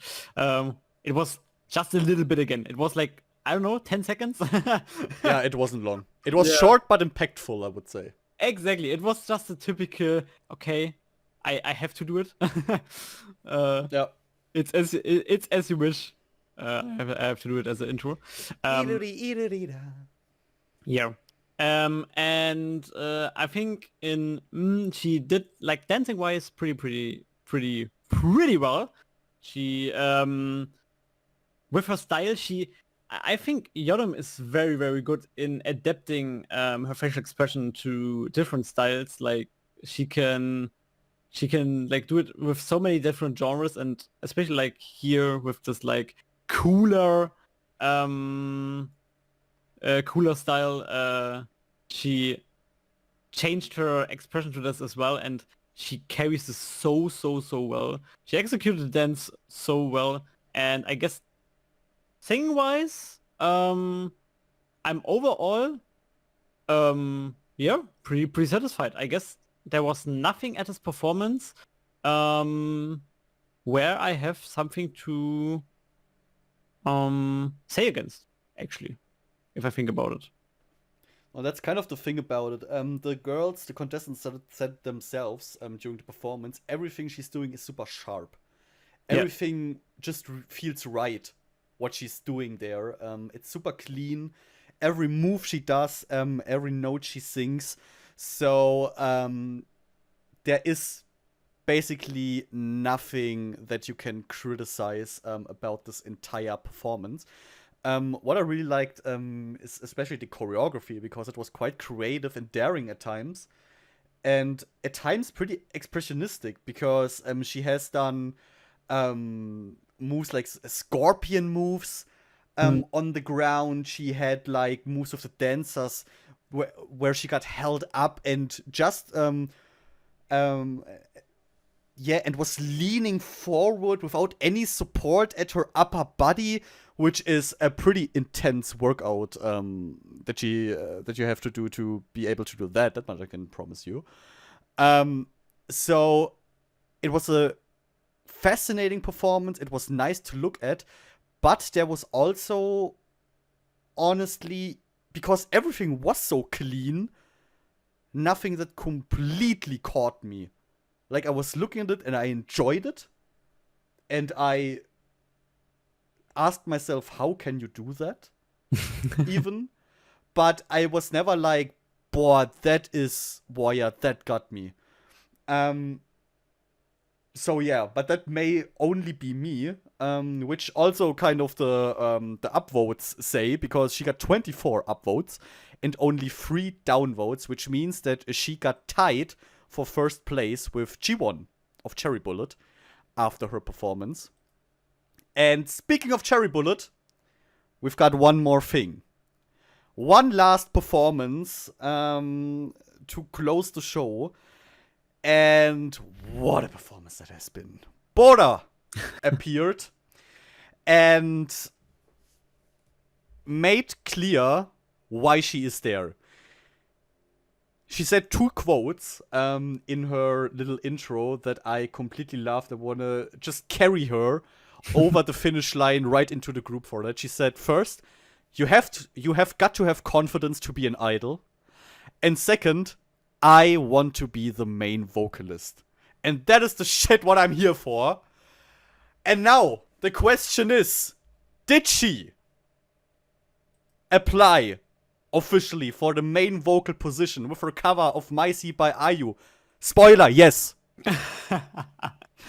So, Buddha is someone who always can shine with especially her vocals in those shows. Cherry Bullet songs aren't that like especially like I guess in Cherry Bullet songs it's just the high notes where she can kind of shine.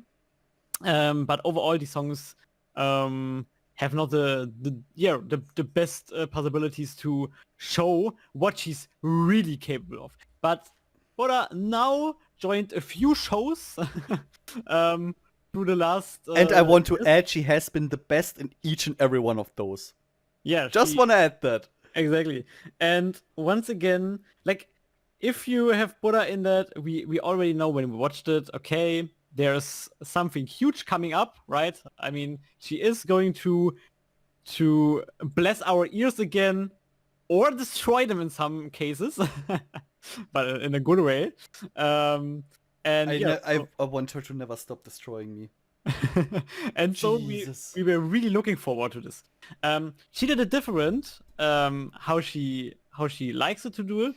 Her performance was fitting the song. She did My Sea, so it's not something where you can really make a dance out of it, but somehow she still wanted to do a performance, which I have to highly praise in that situation.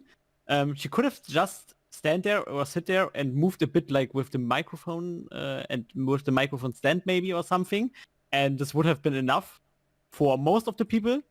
Yeah, but she really thought about what performance could fit for this vocal heavy, and it's not just a vocal heavy performance, it's she made it even vocal heavier and it used to be. You have to have those balls to take an IU song and be like, nah, gonna make it harder. I'm gonna make it harder. She really wanted to show her skills, yeah. And so she made a performance, I don't know, a ballad performance? Can you call it like that? Kinda, I guess, right? What? A better? A ballad? What? Ballad? Can you... Ballad, yeah. I guess you can call it kind of like that. Even if she did not learn it or something, it was like influenced by ballet. Yeah, okay. Ballet. Yeah. Okay, yeah. Ballet. Ballet. Okay. I wasn't really sure about the English that way. So I was first like a ballad. Yeah, it's a ballad. Yeah, ballad. It's a ballad song. That's why I was confused. Yeah, but yeah, both. Okay. Exactly. Was fitting. I guess she, if it comes to the performance overall and the dancing, she, there wasn't really something that much to stand out. Instead of like this one move where she's like doing the bridge, the bridge move, the exercise bridge move. My bag is seriously Oh, it's hurting so much just by looking at this. And it's so cool to see Buddha doing moves like that, cause that's not something we see often of her. No. I really really love to see that She wanted to flex in absolutely any way possible. she wanted to see to show us, guys, I'm a freaking idol. I'm exercising the shit out of my body, and I can even dance like that. And it was phenomenal. I really loved it. But of course, it got still totally overshadowed by her vocal performance, and she nailed it so well. She like made the song her own. That's an important thing, by the way. She made the song her own. She had like in this performance 2 high notes which were outstanding breaking. And I just want to talk about the last high note ones where she is like doing like, I don't know, something about a 10-second high note or something, where in the end, like for 2 or 3 seconds, she's just changing into falsetto or something. It's even when your breath shouldn't be able to be there anymore, she's just changing up for a grand finale. And that's something, wow. She showed with this performance, in my opinion, once again, that she is one of the best vocalists in this freaking industry, just skill-wise. There aren't that many people who can like do it like her. She, and I guess in some points, in some extents, she might even be the best. But that's something that has some singer analyzers need to do this. I'm not for that, but I guess skill-wise, she really is in some parts of vocal skills very, very much on the top. And she showed it once again. This was definitely the best performance, and when she did her high notes, I got goosebumps, I got teary eyes, and that's something you mostly get with an emotional song or something, or second, with just skills of like skills in music. It's incredible. It's your turn. I mean, I lost my shit the second she started singing. Honestly. After she took that letter out of the mailbox, looked at it, the second she started singing, all the hair on my arms was just standing up. The goosebumps were starting so hard. My goosebumps got goosebumps. And I was in heaven. I mean, the fact that she was also looking like an angel didn't help at all in that moment. And I counted 5 high notes she did in the song. Some of those high notes, she started at a high note and then got multiple steps higher within that high note, so I didn't even count those additional steps. So that was absolutely outstanding. I think what you meant was when she switched into vibrato at the end. Right. Holy shit, she did that 2 times. I think with the 2 last ones, but the last high note. And this is really something you can't talk about enough, because not only did she belt out this note, but I mean, how in every group you have someone who belts out high notes. But when Bora belted out this note, I felt like I was feeling the sonic waves through my body. And when she started to switch into vibrato, then, I was shaking. I was like, holy shit, what the hell did I just experience? Like, this is really, Bora's performance was an experience, in my opinion. I feel like this is a proper term for what has happened there. I was completely over the moon with everything she has done. Yes, she did kind of a ballet performance, which is quite interesting. And a ballet performance which does not contain that much dancing. If you think about it, she focused on some moves, on some few moves, and I don't know ballet really well. I don't know how well she technically executed all of those, and honestly, I don't care because I saw it and I was like, yes, I feel this, and this is the important thing in my opinion. I felt every little thing that Bora has done. She even performed barefoot for this performance, and you always know when someone starts perform barefoot, shit's about to go down. Yes. So this should have already prepared us, even though I don't know how you're supposed to prepare for what came next. Bora was really, she showcased her voice so often in survival shows by now, but this was the absolute peak of Bora's vocal skills that she has showcased, and that in the very first episode. I have no clue how this is going to continue with her, but I definitely can tell that the main vocal position. Hey, there is one person we will talk about later on also, which has the potential, maybe, to fight against this, but I gotta say it's going to be probably the hardest thing she has ever done. Because Bora really went there to say, I'm going to destroy each and every one of you. Yeah, like I'm better than each and every one of you. yeah. God like, damn it. I have like watched it a bit right now again, and especially like those in the beginning when she was even like acting while she was singing with those like shoulder stuff with the background dancer and stuff. It was like she did it so well. There are so many aspects in this performance that I don't know. It's perfect. It's literally perfect. What could you have done better in this performance? Nothing. Nothing. That's so incredible. The sickest thing about this is when at the end she's belting out that insane high note, you see in her eyes, you see at her throat how hard she's singing at this very moment. Her head is getting red. She's bursting out everything she has. Yeah. Cut. Super cool. No heavy breathing, nothing. She just casually goes back to the mailbox.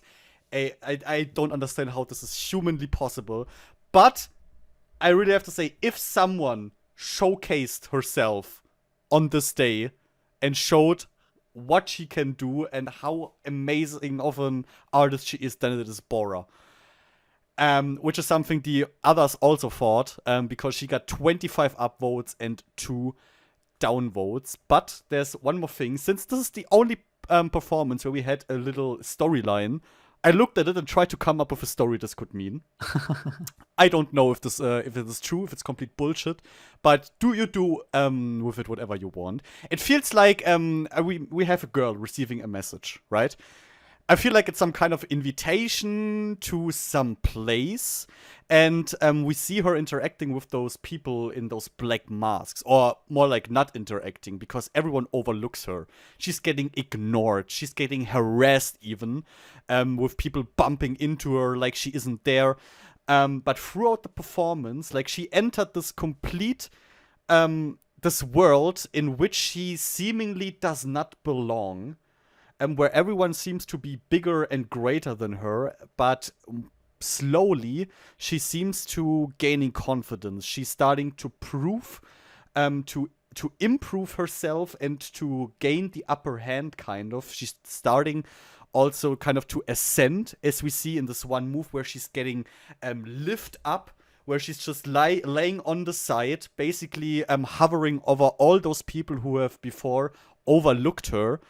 And into the like last third of this, getting crowned and kind of outshining everyone else, standing with her on the stage, who are just black backup dancers, like covered in black, where you do not see anything. You don't see a personality in them. You don't see anything about them. You only see her shining with her crown, standing above everything. And at the end, giving and putting the invitation back, where I would say maybe giving now the chance to another person to also rise like she did. And yeah, grow over herself. Something like this, maybe. Could also be complete bullshit. But that's what I saw while looking at this. Wow. Wow. And yes, I just did it because that was an excuse to watch it over and over again. Yes, you are right. But who would judge me? Who would judge me? No one. One interesting thing, by the way, we know she got 2 downvotes. I don't know how the system there works, but we saw Nana who said to Wooyeon, "Oh no, I didn't vote in time." I don't know if not voting means downvote. Could be. Because then it could be that Nana has this 1 downvote and another person downvoted her. And my best guess would be that it has been the person that is basically the teaser for the next episode. The other person wanting to claim the main vocal title, K. Because in her introduction, we see Mnet trying to build up this rivalry between her and Bora. Because, Kay is known for her unique, powerful, deep, and full voice that completely throws you off guard when you just look at her and suddenly hear her voice. She sounds so different than she normally sounds when she's speaking, or even she looks. But yeah, Kay, the problem with Kay is she's a super nice person, you know? It is difficult to make her into a, bad villain, rival, or whatever. All she really said about Bora is that I think she can motivate me to do better. And I'm so freaking looking forward to next week because we are going to see Kay perform Destiny. Maybe among other stuff. Probably among other stuff. But what we got to hear was Destiny by Loveless. And I want to say that the ending image of this episode, at least of this part, is fucking epic. Because it is Kay getting ripped off. She's not wearing a skirt, but it looks like she's wearing a long dress skirt. Because the dancers, the cloth they're wearing on their arms looks like it. And then they're ripping it off, and Kay is standing there with this shorter dress, opening her arms. The light is shining from the back at her. It looks freaking ethereal. And I can't wait to see how the song will change. What other song maybe she's going to jump into there. And this is really, from everything that Mnet could have used as a cliffhanger, this is the absolute worst for me. Because she's absolutely the one I looked forward the most together with Bora. Kay is my bias in the show. And dude, this freaking image at the end. I'm getting goosebumps now again. Just thinking about it. I'm pumped as fuck. Absolutely. Wanna add anything to that? No, I'm looking forward to it. But as we know, it will be like that. We have like a 2-hour episode next week, and she will be the last performance. So you have to go through everyone else before. That's just my life. That's just my freaking life. Next up, what was really interesting, we once again learned how we are supposed to vote, which is something we can tell you too, because you can use the Mnet Plus app to vote for your 7 favorites, and you can vote, if I'm completely mistaken, per account, once a week. Always when in the show they're saying now you can vote until the next show starts. Basically for 1 week. Do you have the window to vote? And maybe later we can tell you guys at the end as a little finale who we voted for. Maybe you can already tell. Maybe you don't. I don't know. At least I voted for my dream team based on this first episode. But more to that later. And yeah, after that we got an interesting piece of information. Because the girls were able actually to decide if they want to know who voted for them and who not. So basically, they could check who downvoted them from all the other contestants, which is, of course, if you think about it, it is absolutely not necessary, but it's perfect to create drama. So it makes perfectly sense for an Mnet show. Some of the girls, like Dowa and Bora, instantly said, nah, not interested. Others, however, like Rena, if I'm not mistaken, said, yeah, show me that. Instantly. I want to see who was it. And there were two interesting moments there. We got Cheon first, who said, I praised her so much, and she downvoted me? So we got Villain Che being now thirsty for blood for one contestant. Yeah. And this was something where I really thought long about. Nana downvoted Wooyeon. And Nana said, well, you know, I know she can do better, and I want her to do better. This was not everything she can do, and blah, and I get this. And I think everyone sees it that way. But do you really have to downvote your own teammate? You have to. This is a heavy blow. Like, I respect the balls Nana has.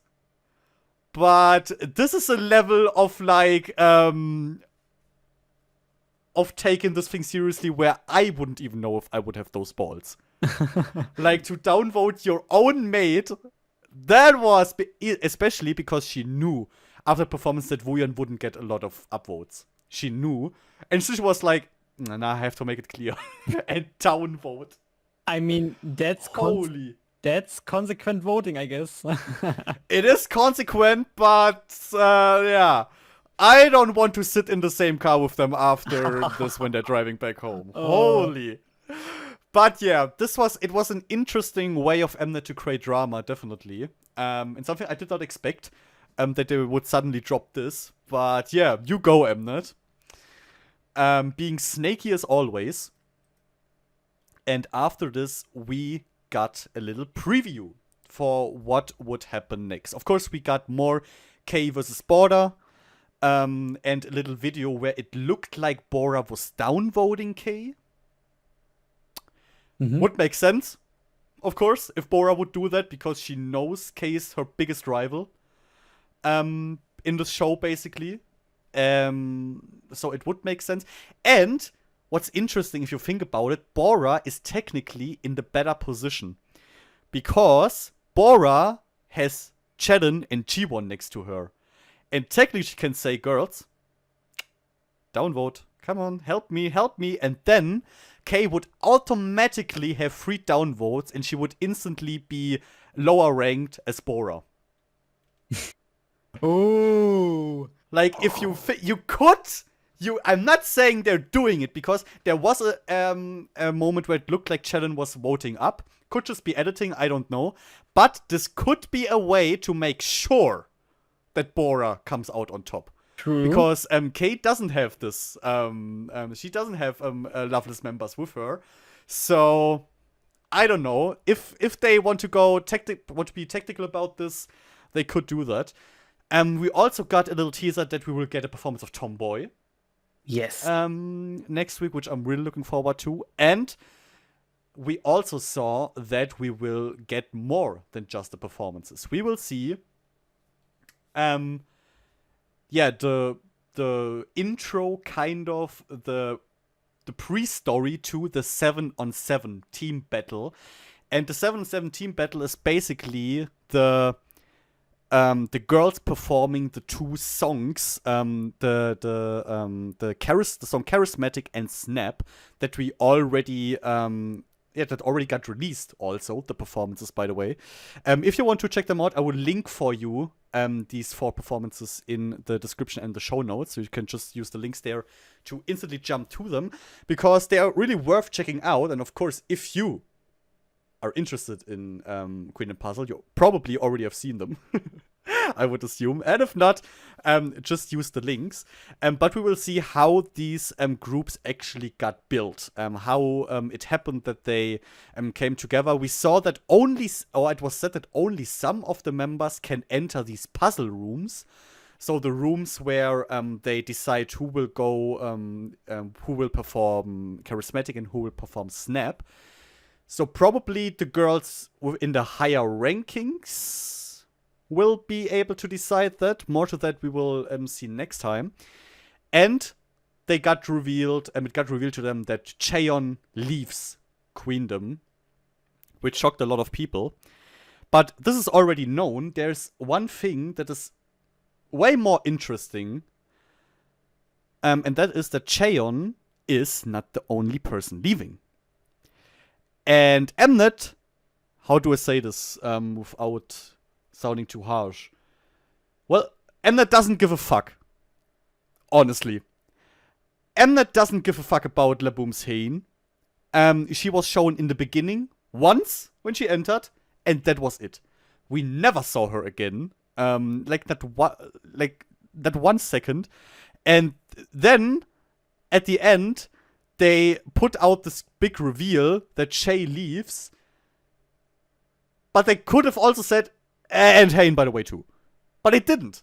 They completely focused on this, and it is a pretty huge dick move of Mnet to completely ignore her like that.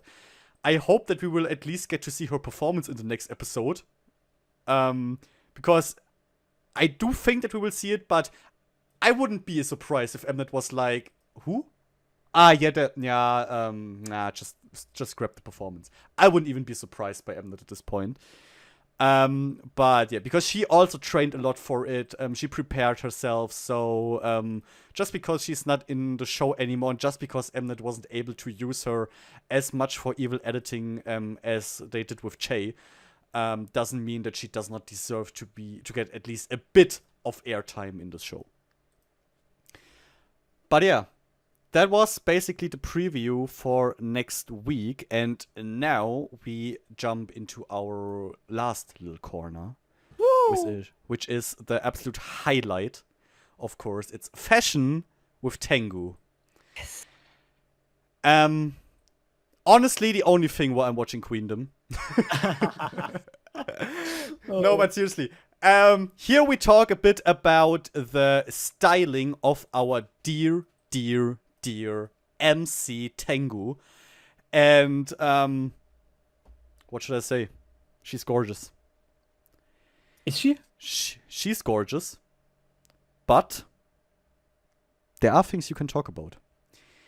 Definitely. There is one thing that I really don't understand about her outfit. You think it's obvious? I hope so. What the fuck's up with the necklace? Yeah. Why? First, this I don't know if it's pearls or whatever it is, but it's super thick. This neck, or not thick, it's wide. Like it's it goes up high a lot, which for me personally feels like this is going to be super uncomfortable to wear. And then she has this huge ass blue rose. Yeah. Right at her neck, that every time when she moves her neck, like this thing is rubbing on your skin and on your chin, and I would go mad, dude. I would rip that shit off my neck instantly. I would be so freaking pissed. Like, I hate having stuff like on my neck, and Tay is really... She's a professional, I get it, but this is... Come on, leave my girl alone. Come on, please. Yeah, but it's also... No, do you? It's just not just that direction. It's not just the viewing experience is let's be honest, it doesn't look good. So which designer sits there and thinks, oh yeah, this is a good addition to the dress? Huh? Where does this come from? It can tell you the reason why it doesn't look good, because it takes away attention from her gorgeous face. True. And everything that takes away attention from Taeyeon's face is bullshit. Like, this thing is almost bigger than her face, honestly. Like, this rose. Yeah. It doesn't make sense. It looks terrible. in no way we have to add we have no clue about fashion. Exactly. But that doesn't stop us from talking about it. Exactly. I mean, I also don't know shit about dancing and singing, and here I am. But I mean, look at man, why? Like, imagine her neck could breathe. Her neck could just breathe. You would just see her in that amazing, really slim body shape focused dress, which is, by the way, the further it goes down, the more it looks like a mermaid. True. A mermaid's bottom, which is really fascinating with all the wavy fabric in there, which is also something where I wouldn't need it.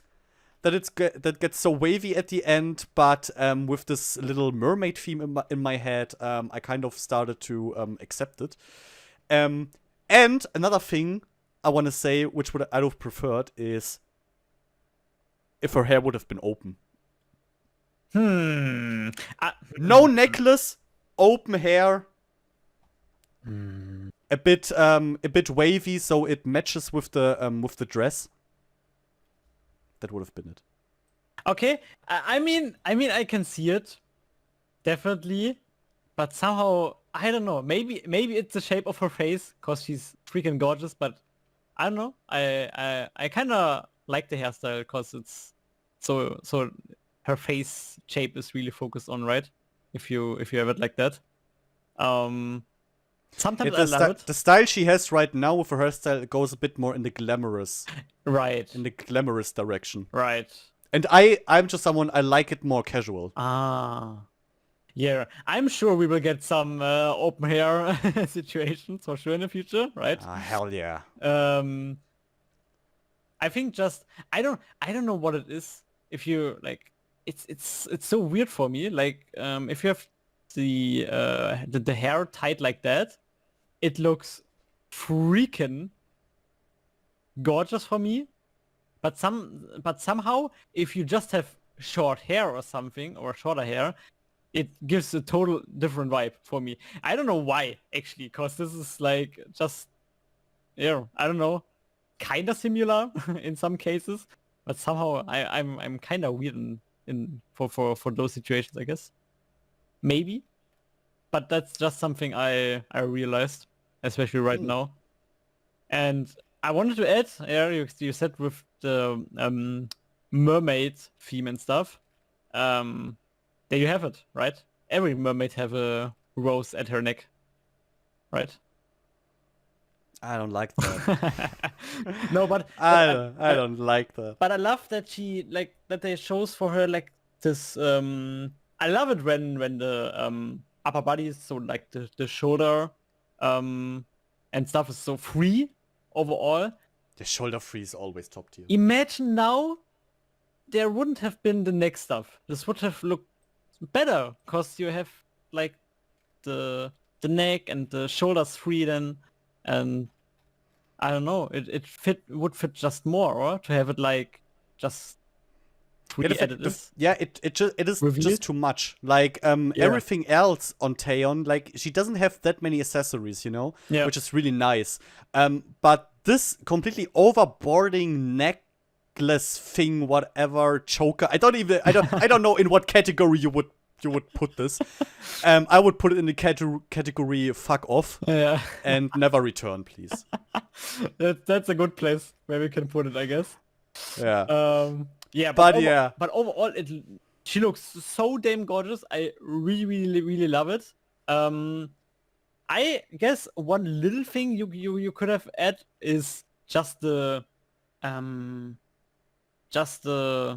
how do you call it? Like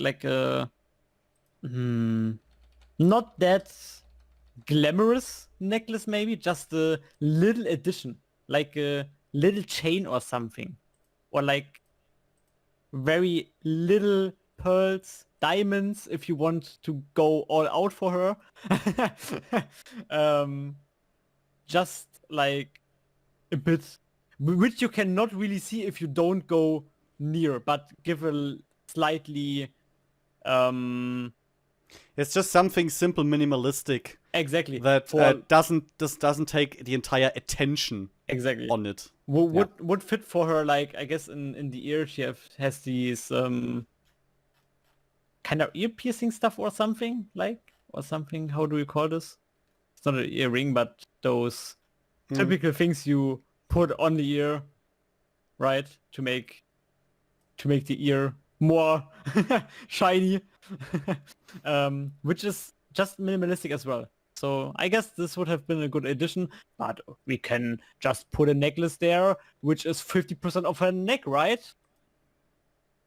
Terrible. Yeah, terrible. Poor Tay. But overall, she looks gorgeous. I mean, this will never change. I think if we... How much points would you reduce out of a 10 out of 10? Or for you, 9 out of 10? Or for the necklace? Yeah, how much points would you reduce? At least 4. Oh, this hurts. Oh, okay. Yeah, it takes my complete attention. Yeah. It's always drawn to that freaking rose. God damn it. Okay, so the designer really messed up. It completely fucked up. And that for the first episode. Where are we going? Like the neck designer fucked up. The neck design, right. Whoever. That's important to add. The makeup artist. Chef's kiss. Yeah, amazing. But I mean, with a face like this, you can do many things wrong, is right. it's important to mess this face up. Okay. All right. Now, last thing. Who did you vote for? Okay, let me just look into my app. You've already voted yesterday, or did you today? When did you do it? Yesterday. Alrighty. I did it yesterday as well. I guess I made a photo. That's pretty simple. Yeah, of course I did. So, how did I choose? That's very important, I guess, for me. Because I chose yesterday, I didn't really implemented the performance itself. So if people on the first episode charmed me or something, I would take this in for me, but I'm not like rating how they performed in this one performance or something for me, right? So cause there were different people which are still in there for like the second week, right? And so it would be unfair to vote on the half performed and stuff, if you know what I mean. So I chose for the beginning, yeah, out of a total biased standpoint. To make it clear. I'm right? shocked to hear that. I'm shocked.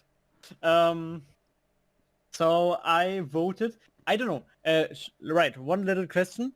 Does the order matter? Because they are like in the order you put them out. I guess they are kind of ordered in those in this. I say it doesn't matter. Yeah, it looks like it if you look at the not at the overall like when you voted, but I don't know. There was one symbol or something where there were like with one of them in the middle as example and one of them at the top, and you know what I mean. It looked like a little bit like something like a crown or like a royal emblem or something, and you had one in the middle and one on the top.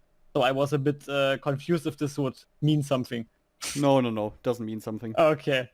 But yeah, overall, I guess that was the order I chose them as well. Buddha for the first one, Nana second, Chiwu third, Yin fourth, Suyun fifth, G1, Cherry Bullet sixth. I don't know if we had another G1 that's why I said it.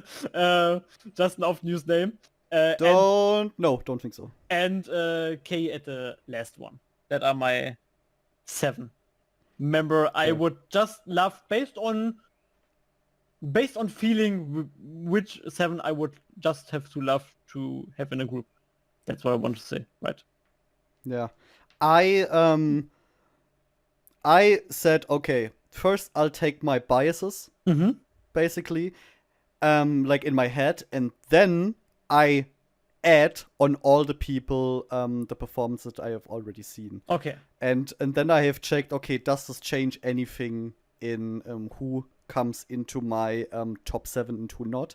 And that much I can say, it changed for one person, yes. Oh. Like one person got into all of this due to the performance. Ooh, influence. So, yeah, actually, yes. Let me start. Yes. So I have K. Mm-hmm. I have Bora. Yes. I have Jiwon. I have Nana. I have Yuki. I have Ellie. Mm-hmm. And I have Rina. Ooh. I guess I know who got in there after the first episode. Yeah. So Rina was just, I loved what she was doing. I loved watching her perform. I really fell in love with her, and I loved how hard she worked, and I loved that despite the high load that didn't work out, that she just continued like nothing happened, and just continued to deliver an amazing performance, and that really, really, really made me interested in her. Overall, what I saw, I really loved of her, and as I said, she's definitely my high-key bias, and I wanted to reward her for this cool performance, and that Nice. she has won me over so hard. So that's why this is my personal ranking right now, or my pick. It's not a ranking, but a pick for the final group after the first episode. And guys, let us also know your picks. Like, who would you, if you had to decide right here, right now, who would be your top 7 final group of Queendom Puzzle? Let us know in the comments. Also, let us know all your opinions about the performances that we have discussed today. What do you think about Mnet's editing? Everything just down in the comments. And of course, also your opinion about the podcast overall. Did you enjoy it? I really hope you did. If there's something you think is lacking or missing, let us know, because that's the only way we can improve and make this more entertaining for all of you. Now, I would say we talked for a long time now. Thank you so much for your attention, guys, and I hope I see you next time, next week, same time, same place, for episode number 2 of Queendom Puzzle. Bye. Bye, guys.